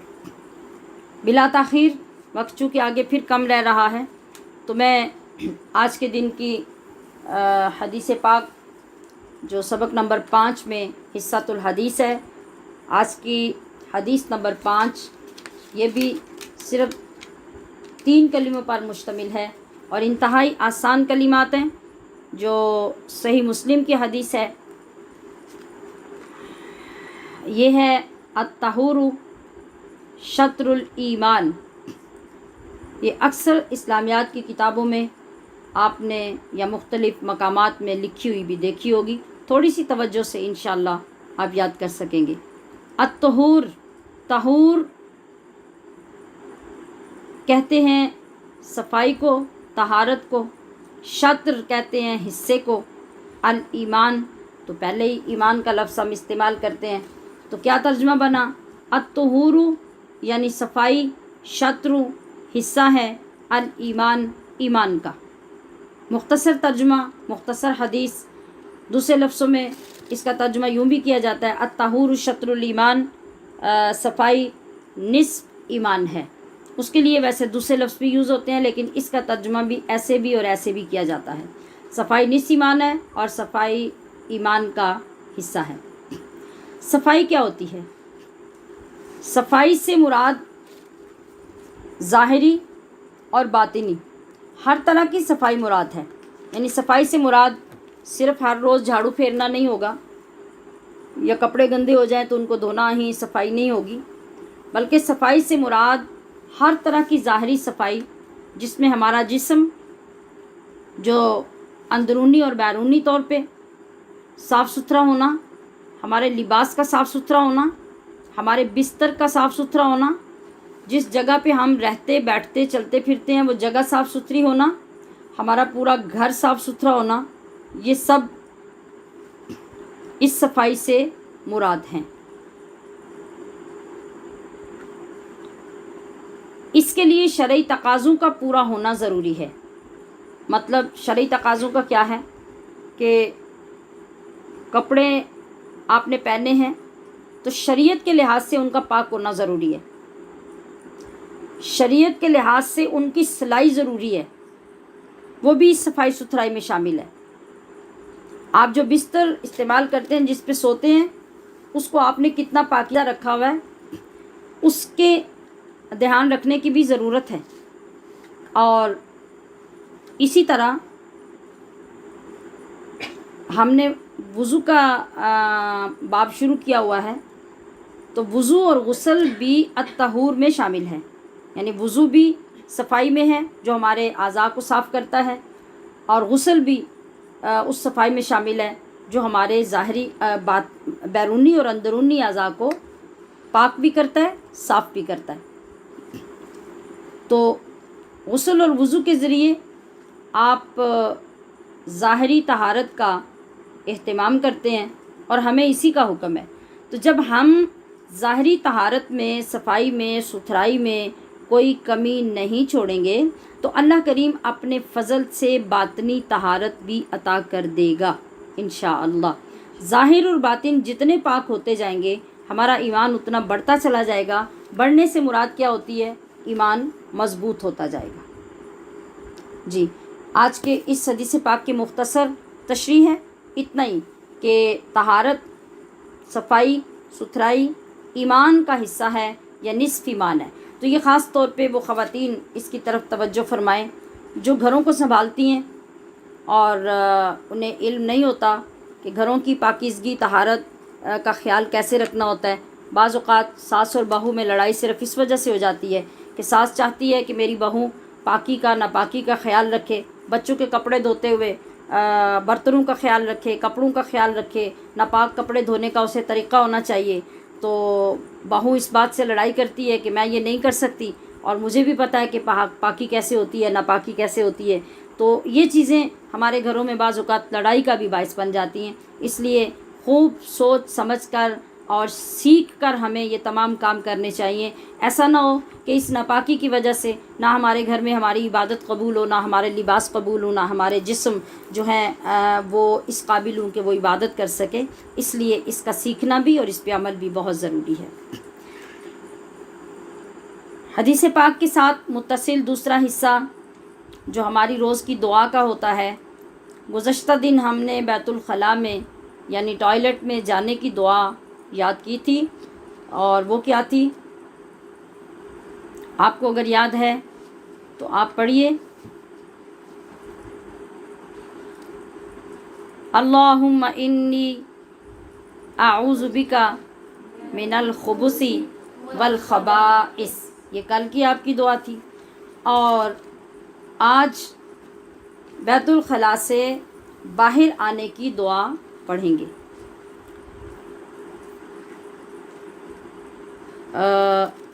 چونکہ ہم بیت الخلاء میں جب ہوتے ہیں اور ایسے میں بعض علماء نے لکھا کہ اللہ کا نام ڈائریکٹ لینا اتنا پسندیدہ نہیں، تو پھر سب سے پہلے بندہ اپنی زبان سے کہے غفرانک، کہ اللہ تیری بخشش ہو، یا میں تجھ سے بخشش کا سوال کرتی ہوں، غفرانک.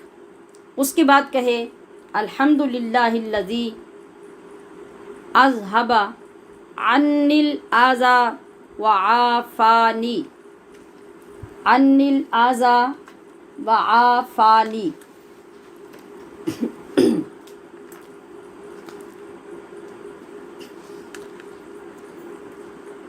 اس میں بھی الحمدللہ الذی، ماشاءاللہ یہ 3 کلمے جو ہیں ان کا ترجمہ تو آپ کو اچھی طرح زبانی یاد ہو چکا ہے کہ تمام تعریفیں اس اللہ کے لیے، اذھبا جس نے دور کی، عنی مجھ سے، الاذی تکلیف، وعافانی اور مجھے عافیت بخشی یا آرام پہنچایا.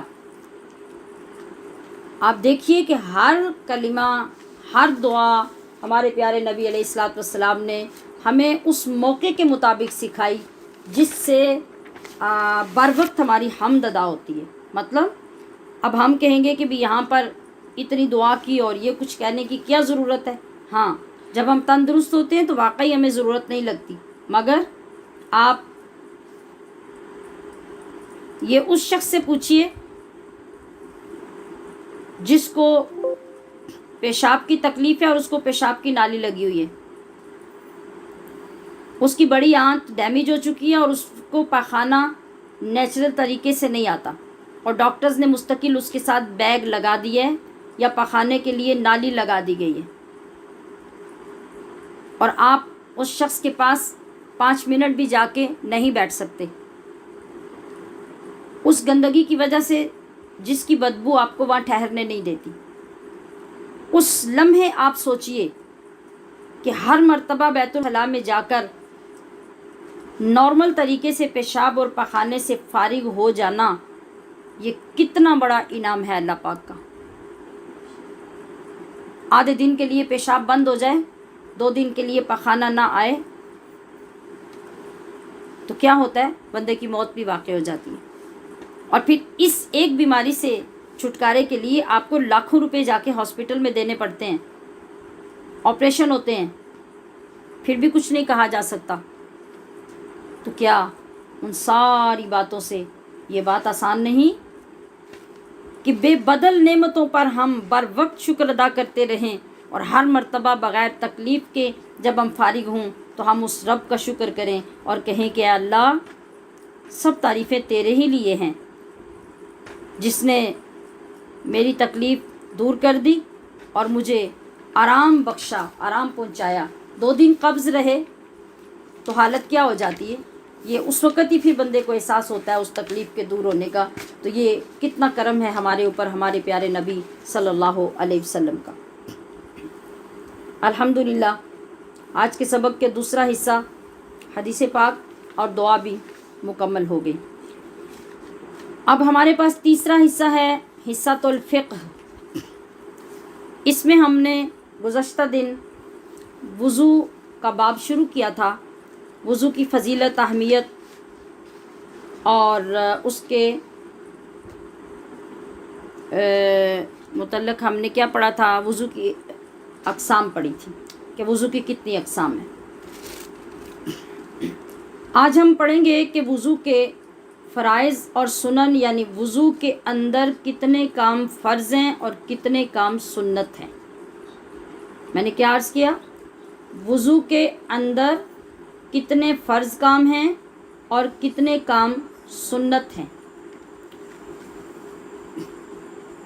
تو وضو نص قطعی سے ثابت ہے. نص قطعی کیا ہوتی ہے یہ ہم ابھی جلد ہی آگے انشاءاللہ اصطلاحات پڑھیں گے، جس سے ہمارے علم میں یقیناً اضافہ ہوگا. ابھی بس یہ لفظ یاد کر لیجئے. وضو کے 4 فرض ہیں، اور یہ فرض اس لیے فرض ہے کہ یہ قرآن سے ثابت ہوئے ہیں.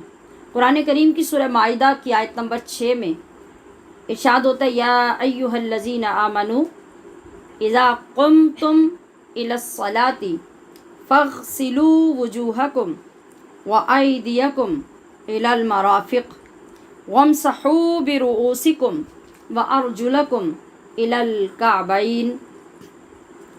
اس کا ترجمہ ہے کہ اے ایمان والو، اذا قمتم جب تم ارادہ کرو الی الصلاۃ نماز کا، فاغسلوا تو دھو لیا کرو، وجوہکم اپنے چہرے، وایدیکم اور اپنے ہاتھ، الی المرافق کوہنیوں تک، وامسحوا اور مسح کر لیا کرو، برؤوسکم اپنے سروں کا، وارجلکم اور اپنے پیروں کو دھو لیا کرو، الی الکعبین ٹخنوں تک. اب آپ سنیے کہ کسی بھی عبادت میں جو کام فرض ہوتا ہے، اس کا یہ مطلب ہوتا ہے کہ اس کے بغیر عبادت نہیں ہو سکتی. جیسے وضو کے اندر یہ 4 باتیں بیان ہوئی ہیں کہ یہ فرض ہیں. چہرہ دھونا، کونیوں تک ہاتھ یعنی بازو دھونا، سر کا مسح کرنا اور پیر گھٹنوں تک دھونا. یہ 4 کام وضو میں فرض ہیں. ان میں سے اگر معمولی سا بھی رہ گیا، جیسے کونیاں ہیں اور آپ نے دھویا تو دھوتے ہوئے کونی کا کوئی حصہ تھوڑا سا بھی ہڈی کا سوکھا رہ گیا، آپ نے پیر دھوئے تو گٹے سے ٹخنے سے تھوڑا سا حصہ سوکھا رہ گیا، یا انگلیوں کے اندر سے کوئی حصہ خشک رہ گیا، وہاں تک پانی نہ پہنچا، یا معمولی سا کوئی نیل پالش یا پینٹ یا کوئی چیز لگی تھی اور وہاں پانی نہ پہنچا، تو یہ فرض آپ کے ادا نہیں ہوئے. اور جب فرض ادا نہیں ہوئے تو وضو ہونے کا سوال ہی پیدا نہیں ہوتا. یہ 4 فرض ہیں، اس کو آپ نے سمجھ لیا. اب ہم دیکھتے ہیں کہ وضو میں سنتیں کتنی ہیں. جی، یعنی کتنے کام وضو میں سنت ہیں. تو مختلف کتابوں میں فقہا نے مختلف چیزیں لکھی ہیں. مختلف کا مطلب یہ نہیں کہ اپنے پاس سے بنا کے لکھی ہیں، مطلب یہ کہ تعداد میں فرق آیا کہ کچھ فقہا نے ایک 2 چیز کو اکٹھا کر دیا اور کچھ نے ہر ایک کو علیحدہ علیحدہ کیا. اس طرح نمبرنگ میں فرق آ گیا. بہرحال سنتیں وہی ہیں جو ہمارے نبی علیہ الصلوۃ والسلام نے ادا کی ہیں. سب سے پہلی وضو کی سنت ہے نیت کرنا. اور نیت کیا ہوتی ہے؟ نماز کی طرح نیت نہیں. نیت کا مطلب ہوتا ہے دل کا ارادہ. مطلب کیا؟ آپ دل میں یہ سوچ کر اٹھیں کہ میں اس لیے وضو کرنے جا رہی ہوں کہ مجھے تلاوت کرنی ہے، میں اس لیے وضو کرنے جا رہی ہوں کہ مجھے نماز پڑھنی ہے. تو اس طرح آپ نے دل میں ارادہ کیا تو اسی ارادے کا نام نیت ہے. اور یہ امپورٹنٹ ہے اس لیے کہ یہ آپ کریں گے تو آپ کے وضو کا ثواب ہوگا. اگر آپ نے بغیر نیت کے وضو کیا تو پھر وضو ہو جائے گا، ثواب نہیں ملے گا. دوسری سنت ہے کہ ابتدا میں یعنی شروع میں ہی دونوں ہاتھوں کا گٹوں تک دھونا. یہ میں نے پہلے عرض کر دیا. یہ جو ہاتھ ہوتا ہے، ہاتھ جہاں ख़त्म होके बाजू शुरू होता है और साइड पर ये एक हड्डी जो होती है इसको हाथ का गुट भी पंजाबी में कहते हैं। यहाँ तक यानी इस समेत हाथों का धोना वज़ू के आगाज़ में सुन्नत है। तीसरी बात यह कि वज़ू शुरू करते हुए बिस्मिल्लाहि वल्हम्दुलिल्लाह कहना सुन्नत है। चौथी सुन्नत है कि मिसवाक करना सुन्नत है। और मिसवाक में औरत और मर्द का फ़र्क है। मर्द के मसूड़े चूँकि मज़बूत होते हैं और उसको लकड़ी की मिसवाक जो मुख्तलिफ़ लकड़ियों की जाती है, कीकर है, जैतून है, पीलो है, जो भी मुयस्सर हो उसकी मिसवाक करें। और औरत के लिए कभी कभार उसको यूज़ करना तो दुरुस्त है, लेकिन मुस्तकिल करने से उसके दांतों की ख़राबी होगी, क्योंकि औरत के मसूड़े उतने मज़बूत नहीं होते। लिहाजा औरत की मिसवाक ये है कि वो अपने हाथ की उंगली से इस तरह दांतों को साफ़ करे, यानी मले कि सीधी तरफ वाले यानी राइट साइड वाले जो दांत हैं उनको राइट हैंड के अंगूठे के साथ और लेफ़्ट साइड वाले जो दांत हैं उनको इसी राइट हाथ की शहादत की उंगली के साथ मिसवाक करें। इसको औरत की मिसवाक कहा जाएगा।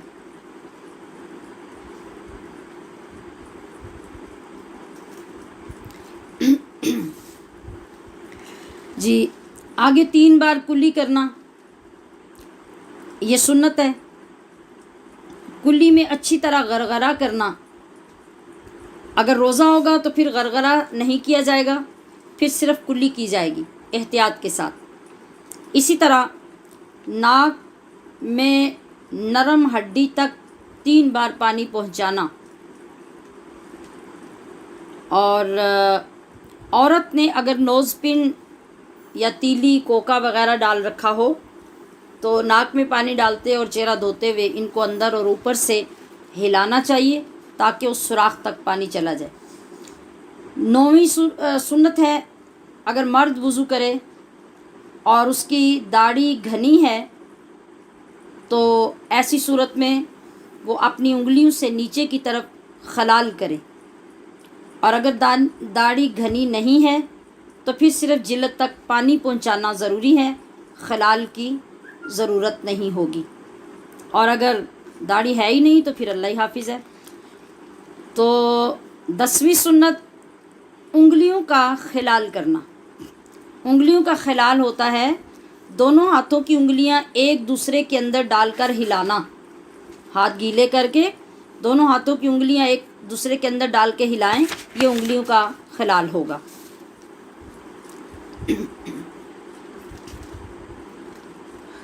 11वीं सुन्नत हर उज़्व क्या होता है, यानी जो भी हिस्से आप धो रहे हैं वज़ू में तो हर को 3 बार धोना, ये सुन्नत है।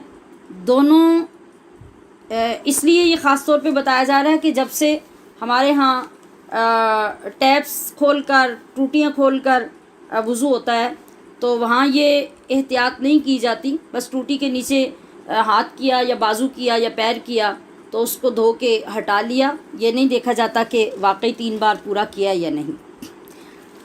दोनों कानों का मसा करना ये सुन्नत है। हमने फ़र्ज़ों में पढ़ा है ऊपर कि सर का मसा करना ये फ़र्ज़ है, लेकिन कानों का मसा जो हम करते हैं ये वो फ़र्ज़ होगा, ये सुन्नत होगा। फिर ये बात भी सुन्नत है कि वज़ू के आज़ा को धोते हुए मलना। ये बात भी मैंने अभी अर्ज़ की है कि जब टूटी से खुला पानी आ रहा होता है तो हमें इसकी ज़रूरत तो महसूस नहीं होती कि पानी जब खुला आ रहा है तो वो पूरे बाजू पे फैल रहा है, पैर पे भी फैल रहा है, हाथ भी धुल जाते हैं। लेकिन चूँकि मलना सुन्नत है, लिहाजा जितना भी पानी हो आपको मल कर सुन्नत अदा करनी चाहिए। पूरे सर का एक बार मसा करना ये सुन्नत है। तमाम आज़ा पै दर पै धोना, यानी बग़ैर वक्फ़े का ये मतलब होता है कि ऐसा हो कि पहला उज़्व आपने जब धोया तो दूसरा धोने तक पहला खुश्क नहीं होना चाहिए या बीच में किसी और काम में लग जाए कि वो पहला सूख जाए, तो ऐसा नहीं, बल्कि उसके गीले होते ही अगला उज़्व धोना चाहिए। गर्दन का मसा करना भी सुन्नत है। नाक में पानी चढ़ाने के लिए دایاں اور ناک صاف کرنے کے لیے بایاں ہاتھ استعمال کرنا یہ سنت ہے۔ یہ اس لیے واضح کیا کہ بعض لوگ ناک میں پانی ڈالتے ہوئے بایاں ہاتھ استعمال کرتے ہیں یعنی لیفٹ، اور کلی کرتے ہوئے رائٹ ہینڈ استعمال کرتے ہیں۔ ایسا نہیں ہے، بلکہ ناک میں پانی چڑھانے اور کلی کرنے دونوں کے لیے رائٹ ہینڈ استعمال ہوگا یعنی سیدھا ہاتھ، اور اسی سے کلی کی جائے گی، ناک میں 3 بار پانی چڑھایا جائے گا۔ ہاں البتہ ناک میں بلغم وغیرہ ہو، ناک صاف کرنے کی ضرورت ہو تو وہ الٹے ہاتھ سے کیجئے اور اسے دھونے کے بعد پھر سیدھے ہاتھ سے پانی ڈالیے۔ یہ 3 بار جو ہم نے ذکر کیا اعضاء کو دھونے کا، اس کی فضیلت بھی سن لیجئے۔ ایک مرتبہ نبی علیہ الصلوۃ والسلام نے ایک برتن میں پانی منگوایا اور تمام اعضاء کو ایک بار دھویا۔ وضو ختم ہو گیا، آپ نے فرمایا یہ وضو ہے جس کے بغیر نماز قبول نہیں ہوتی۔ آپ نے پھر پانی منگوایا، اب آپ نے 2 مرتبہ تمام اعضاء کو دھویا۔ آپ نے ارشاد فرمایا کہ یہ وضو ہے، جو پہلے سے دگنا اجر چاہے وہ اس طرح وضو کر لے۔ آپ نے تیسری بار پانی منگوایا اور پھر وضو کیا۔ اب آپ نے تمام اعضاء کو 3 بار دھویا، تو آپ نے ارشاد فرمایا کہ یہ میرا اور تمام انبیاء کرام کا وضو ہے، جو اس میں کمی کرے گا یا اس سے زیادتی کرے گا وہ ظلم کرے گا۔ الحمدللہ اب آج وضو کے فرائض، سنن اور اس سے پہلے وضو کی اقسام مکمل ہو گئے۔ تو اگلے سبق میں انشاءاللہ ہم ان چیزوں کو پڑھیں گے جو وضو کے اندر کرنی مکروہ ہیں یا جن کے ساتھ وضو ٹوٹ جاتا ہے۔ ہمارے وقت کم ہے، میں نے پہلے بھی عرض کیا، اس لیے میں ذرا وقت کو آگے پیچھے کیے بغیر تسلسل سے بول رہی ہوں۔ آپ وقفے سے بھی بعد میں سن سکتے ہیں انشاءاللہ۔ ہمارے سبق کا چوتھا حصہ ہے حصۃ العقائد۔ اس کے لیے میں نے آپ کو پچھلے سبق میں ایمان کی صفتیں پڑھنے کے لیے، یاد کرنے کے لیے اور ان کا ترجمہ بھی سمجھنے کے لیے دیا تھا۔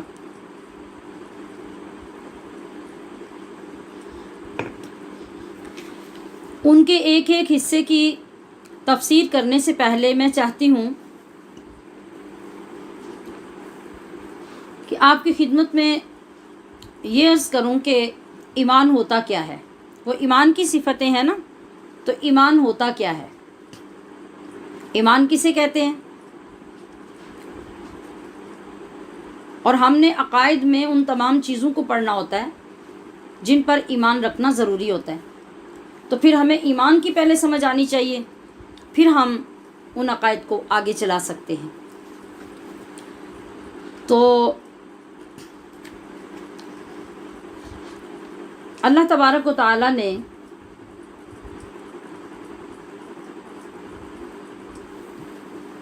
ہمارے لیے جو دین نازل فرمایا،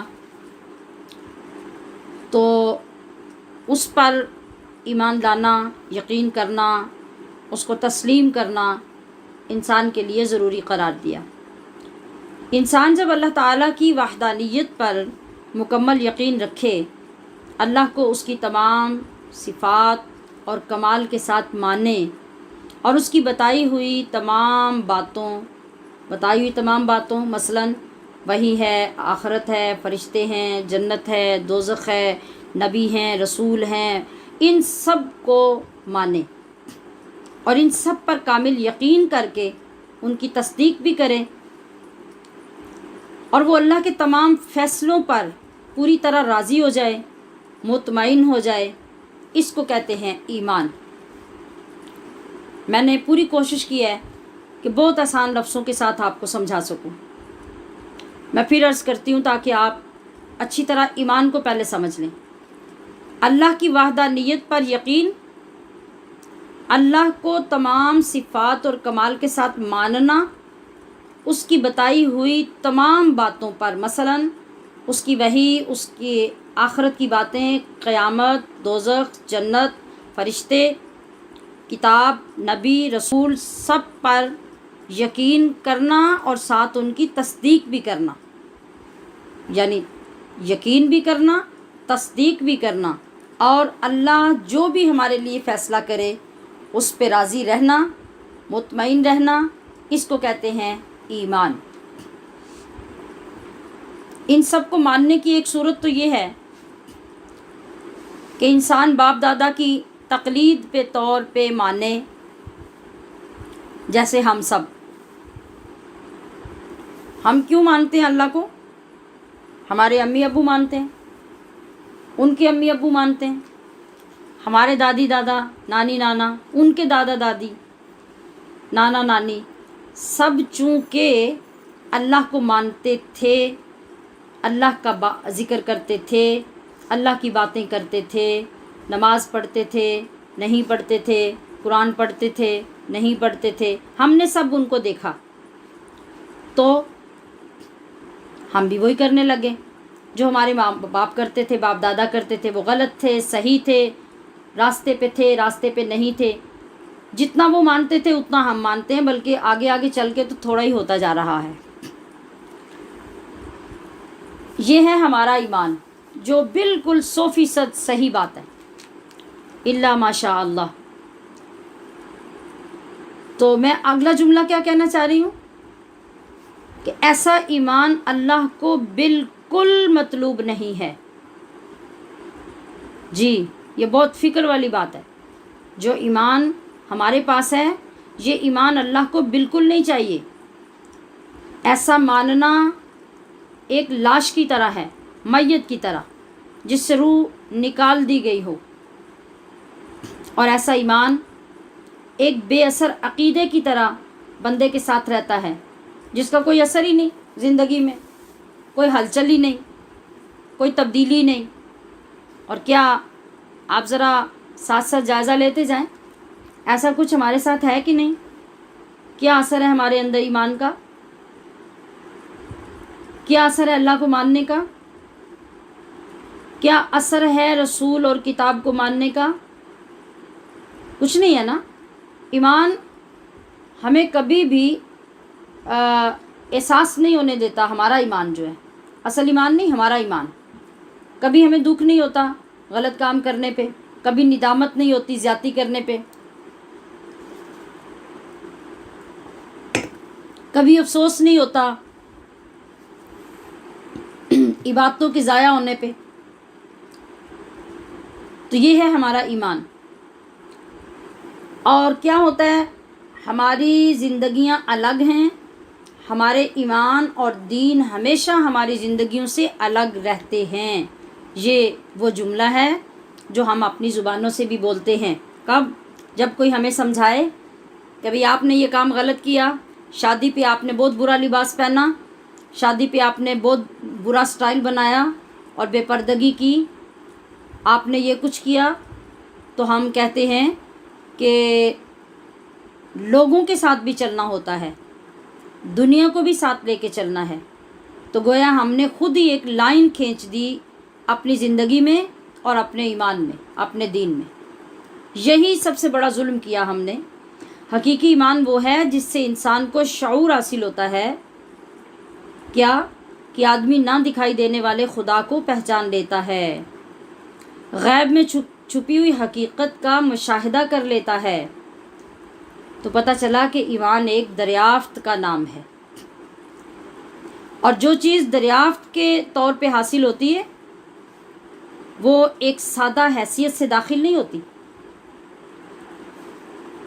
पढ़े लिखे लोग, स्कॉलर्स, रिसर्च करने वाले, इजादात करने वाले, कुछ नया करने की तड़प रखने वाले, ये सब लोग, हमारी बहनें हों या भाई हों, ये सब जानते हैं कि जब हमारी बड़ी रिसर्च के बाद, बड़ी तगदो के बाद, बड़ी एफ़र्ट के बाद कोई चीज़ हो जाती है, मिल जाती है, सामने आ जाती है, हासिल हो जाती है, तो उसके बाद हमारा हाल क्या होता है? ज़िंदगी में एक ज़लज़ला पैदा हो जाता है, एक इनक़िलाब आ जाता है, हमारे नए रास्ते खुल जाते हैं, हमारे अज़ाइम पहले से मज़बूत हो जाते हैं। तो ईमान भी एक ऐसी चीज़ है, जब इस तरह का ईमान नसीब होता है ना, تو انسان کی سوچ کو بدل دیتا ہے، انسانی سرگرمیاں تبدیل ہو جاتی ہیں، انسان کے اندر ایک نیا انسان ظہور کرتا ہے، پھر وہ پہلا آدمی نہیں رہتا بلکہ وہ ہر اعتبار سے قول میں فعل میں ایک نیا انسان بن جاتا ہے۔ آپ یہ سمجھ رہے ہوں گے کہ شاید میں موٹیویٹ کرنے کے لیے کوئی ایسے جملے تیار کر کے آپ کے لیے لائی ہوں، نہیں، آئیے ہم اپنا فیصلہ قرآن کی عدالت میں لے کے جاتے ہیں، اور اس بات کی تائید نہیں بلکہ یہ اسی کی تشریح عرض کر رہی ہوں آپ کی بارگاہ میں کہ قرآن کریم کی سورہ شعراء میں سیدنا موسیٰ علیہ السلام اور جادوگروں کا واقعہ بہت تفصیل سے ذکر ہوا ہے، جس کو میں اتنا مختصر کر کے عرض کرتی ہوں جس سے آپ کو بات کی سمجھ آ جائے۔ موسیٰ علیہ السلام نے جس وقت نبوت کا اعلان کیا اللہ کے حکم کے مطابق،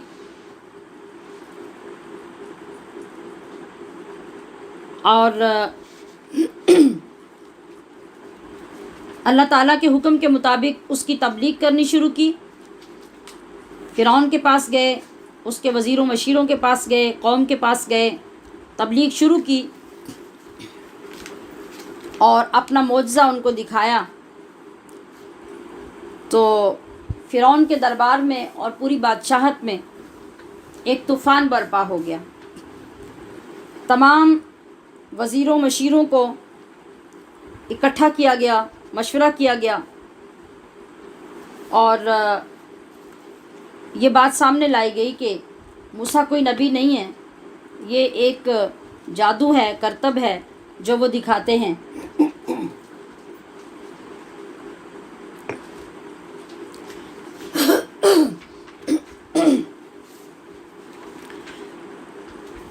تو فرعون کے وزیروں نے یہ کہا ہمارے پاس ایک ترکیب ہے۔ کہا کیا ترکیب ہے بولو؟ کہا ترکیب یہ ہے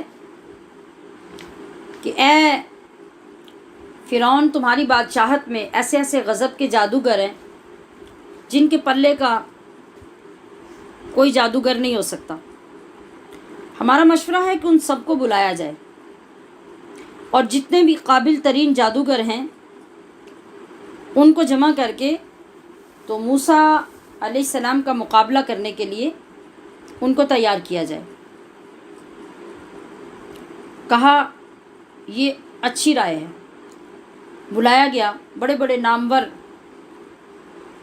جادوگر آئے تو ان کو ساری ترکیب سمجھائی گئی، اور جس طرح سے آج بھی ایک طریقہ ہوتا ہے کہ کوئی خاص پرفارمنس کرنی ہوتی ہے جب، تو پرفارم کرنے والوں کا ایک الگ سے یونیفارم، ایک الگ سے ڈریس بنایا جاتا ہے تاکہ وہ الگ سے رہیں اور لوگ ان کی طرف متوجہ رہیں۔ تو راتوں رات آنن فانن ہزاروں لوگوں کے ڈریس تیار ہوئے، ایک طرح کے کہ یہ لوگ اپنا اپنا جو ہنر ہے، جو کام ہے، اس کو پرفارم کرنے کے لیے اس لباس میں سب کے سامنے آئیں گے۔ وہی لباس حضرت موسیٰ علیہ السلام کو پیش کیا گیا۔ حضرت موسیٰ علیہ السلام نے انکار کر دیا کہ میں یہ لباس ہرگز نہیں پہنوں گا۔ اب کیا ہوا؟ اب فرعون نے کہا کہ اگر موسیٰ ہمارا لباس نہیں پہنتے تو پھر ایسے کرو کہ جتنا جلدی ہو سکتا ہے سارے جادوگروں کے لیے موسیٰ والا لباس تیار کروا دو۔ اب جو موسیٰ علیہ السلام نے اپنا لباس پہن رکھا تھا ویسا لباس جادوگروں کے لیے تیار کروایا گیا۔ سب تیاریاں ہو گئیں تو جادوگر تیار ہو کے فرعون کی دربار میں آئے، کہا اِنَّ لَنَا اجرن ان کننا نحن الغالبین، کہ اے فرعون اگر اس مقابلے میں ہم کامیاب ہو جائیں تو کیا ہمارے لیے کوئی انعام بھی ہوگا؟ تو فرعون نے کہا کہ ہاں میں تمہیں اعلیٰ عہدوں پر فائز کروں گا، وزارتیں دوں گا اور بہت اعلیٰ روزگار دوں گا۔ اب یہ سن کر جادوگر بڑے خوش ہوئے اور جو میدان سجایا گیا تھا وہاں سارے اپنی ترتیب کے مطابق پہنچ گئے۔ मुतअद्दिद रिवायात के मुताबिक 70,000 तो वो लोग थे जो जादूगर थे। अकेले मूसा अलैहिस्सलाम मुकाबले के लिए हैं। उन्होंने मूसा अलैहिस्सलाम से पूछा कि आप पहले अपना जादू दिखाएंगे या हम? तो मूसा अलैहिस्सलाम ने फरमाया कि जो तुमने करना है पहले तुम करो। जादूगरों ने क्या किया, अपनी रस्सियों पर, छड़ियों पर जादू किया और जादू कर कर के उनको मैदान में जो बनाया गया था खाली, उसके अंदर डालते जाते थे और वो रस्सियाँ जादू के साथ सांप बनती जाती थी। ज़रा खुली आंखों से तसव्वुर कीजिए, बंद की तो हो सकता है आपको डर लगने लग जाए। खुली आंखों से देखिए, एक सांप छोटा सा पतला सा भागता हुआ आपकी तरफ आ रहा हो तो क्या होगा? हो सकता है आप क्लास क्या छोड़ेंगे, गाड़ी छोड़ के बाहर भाग जाएंगे। और वहाँ 70,000 जादूगर अपनी अपनी रस्सियों के सांप बनाते जा रहे हैं और फेंकते जा रहे हैं। जब हर तरफ सांप ही सांप हो गए, अल्लाह ताला ने हुक्म दिया, मूसा अपना आसा निकालो और उसे ज़मीन पे रख दो। आसा ज़मीन पे रखने की देर थी कि वो अजदहा बन गया और उसने जब मुंह खोला और मैदान में एक ही चक्कर लगाया तो जितने भी सांप थे वो सारे के सारे खा गया। अब मूसा अलैहिस्सलाम कुछ खौफसदा हुए। अल्लाह करीम ने इरशाद फरमाया, ए मूसा हाथ बढ़ाओ और अपना असा उठा लो। जब आपने उस अजदहे के ऊपर दोबारा हाथ रखा वो फिर असा बन गया, वैसा ही डंडा जिस तरह पहले आपके हाथ में था। अब यहाँ एक बात याद रखिए कि जो बंदा किसी हुनर में आखिरी मकाम तक पहुँचा होता है ना, वो उसके हर स्टेप को जानता है, हर बात को जानता है, हर ऊंच नीच को जानता है कि क्या हो सकता है और क्या नहीं हो सकता। अब ये चूँकि आला पाए के जादूगर थे और ये जानते थे कि जादू की इंतहा कहाँ है। फ़िरौन तो नहीं जानता था, लेकिन ये जादूगर जानते थे। जिस वक्त उन्होंने देखा कि मूसा अलैहिस्सलाम का असा अजदहा बन के सारे हमारे सांप निगल कर वापस फिर अपनी हालत पे आ गया और जो कुछ उसकी पावर उन्होंने देखी, तो वो फौरी तौर पे समझ गए कि ये जादू नहीं है, ये आसमानी इल्म है, ये ज़मीन का इल्म नहीं है, ये जादूगर नहीं है, ये सच है, ये हकीकत है। तो क्या हुआ, वो सारे जादूगर मूसा अलैहिस्सलाम की तरफ भागे, सजदे में गिरे, ऐलान कर दिया, क्या? आमन्ना बिरब्बिल आलमीन रब्बी मूसा व हारून। अब जादूगर पुकार के ऐलान कर रहे थे, लोगों को बता रहे थे, लोगों हम रब्बुल आलमीन पर ईमान ले आए। और कौन रब्बुल आलमीन? जो मूसा का रब है, जो हारून का रब है, हमने उस रब को मान लिया, उस पर ईमान ले आए। सोचना ये है कि शऊर हासिल होने के बाद ना फ़िरौन का खौफ रहा, ना लोगों के तानों का डर रहा, ना अपने मनसब की तलब रही, जो कुछ कर रहे थे ना उसकी शर्मिंदगी रही, सब कुछ ख़त्म हो गया। और इतने लोगों के, इतनी दुनिया के सामने ऐलान कर दिया कि लोगों हम तो रब्बुल आलमीन पर ईमान ले आए। वो जो फ़िरौन की तरफ से दलील बन के आए थे, उसकी पावर बन के आए थे, वो खुद ईमान ले आए। आप सोचें उस वक़्त फ़िरौन का हाल क्या होगा। ज़ाती शिकस्त हो गई, उसको सख्त बिगड़ गया और बोला, तुम्हारी ये जुर्रत कि मेरे टुकड़ों पे पलने वाले मेरा इनकार कर रहे हो, मैं तुम्हें ऐसी सज़ा दूंगा कि एक तरफ के तुम्हारे बाजू काटूंगा, दूसरी तरफ के पैर काटूंगा और तुम्हें लकड़ियों के तनों पर लटका के सूली दूंगा, तुम्हें कोई मुझसे बचा नहीं सकेगा। आप सोचिए, चंद लम्हे पहले जो जादूगर काफिर थे, जो मुशरिक थे, अब तो उन्हें कांप जाना चाहिए था कि ईमान लाते ही हमारे साथ क्या होने लगे। मगर میں جو آپ کو ایمان بتانے جا رہی ہوں، آپ میرے ساتھ چلیے اور سنتے جائیے، سمجھتے جائیے کہ جب انہوں نے یہ اعلان کر لیا اور فرعون نے اتنی بڑی سزا بھی سنا دی، تو بجائے اس کے کہ وہ لرز جاتے، وہ کانپ جاتے، وہ سوچنے لگ جاتے، وہ پیچھے ہٹ جاتے، اس میں سے تو کچھ بھی نہیں ہوا۔ جادوگر برملا بولے۔ آپ بھی جس کلمے کو سن کے جھوم جائیں گے اور سوچیں گے کہ ایسی طاقت انسان کو کب ملتی ہے۔ پتہ کب ملتی ہے؟ جب انسان ہر انجام سے بے نیاز ہو کر اپنے مالک حقیقی کے عشق میں مبتلا ہو جاتا ہے۔ اسی کا نام تو ایمان ہے۔ اب جس وقت فرعون نے کہا نا کہ تم نے یہ کیا، تمہاری یہ جرت، اب دیکھو میں تمہارے ساتھ کیا کرتا ہوں، تو ایک زبان ہو کر وہ جادوگر بولے فَقْدِ مَا أَنْتَ قَادٍ إِنَّمَا تَقْضِي هَذِهِ الْحَيَاةِ الدُّنْيَا۔ تو قرآن پاک کی سورہ طٰہٰ میں یہ آیت کریمہ کہنے لگے کہ اے فرعون، وہ جو ان کا خدا تھا، وہ جو ان کا بادشاہ تھا، جو ان کا مالک تھا، رازق تھا، کہا اے فرعون جو تو نے کرنا ہے کر لے۔ کیا کرے گا؟ انما تقضی هذه الحیات الدنیا، زیادہ سے زیادہ اسی دنیا میں سزا دے گا نا تو دے لے۔ ہمارے لیے اللہ نے آخرت کا گھر اور آخرت کا وعدہ فرما رکھا ہے۔ تو عزیز طالبات، یہ تھا ایمان اور یہ تھا ایمانی انقلاب۔ چند لمحے پہلے جو جادوگر بادشاہ کے سامنے دبے ہوئے تھے، اب انہیں نہ ڈر رہا نہ خوف رہا۔ کیوں؟ اس لیے کہ اب سچے رب پر اور آخرت کی زندگی پر یقین حاصل ہو گیا تھا۔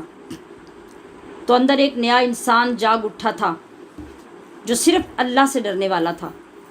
قرآن نے ایمان کو معرفت کہا ہے اور حدیث پاک میں ایمان کو علم کہا گیا ہے۔ جیسا کہ یعنی کیا مطلب؟ وہ ایمان کیسا جس ایمان کے بعد آپ کو علم نہ ہو کہ رب کیا فرما رہا ہے؟ وہ ایمان کیسا جس کے بعد آپ کو معرفت نصیب نہ ہو، اپنے رب کی پہچان نہ ہو؟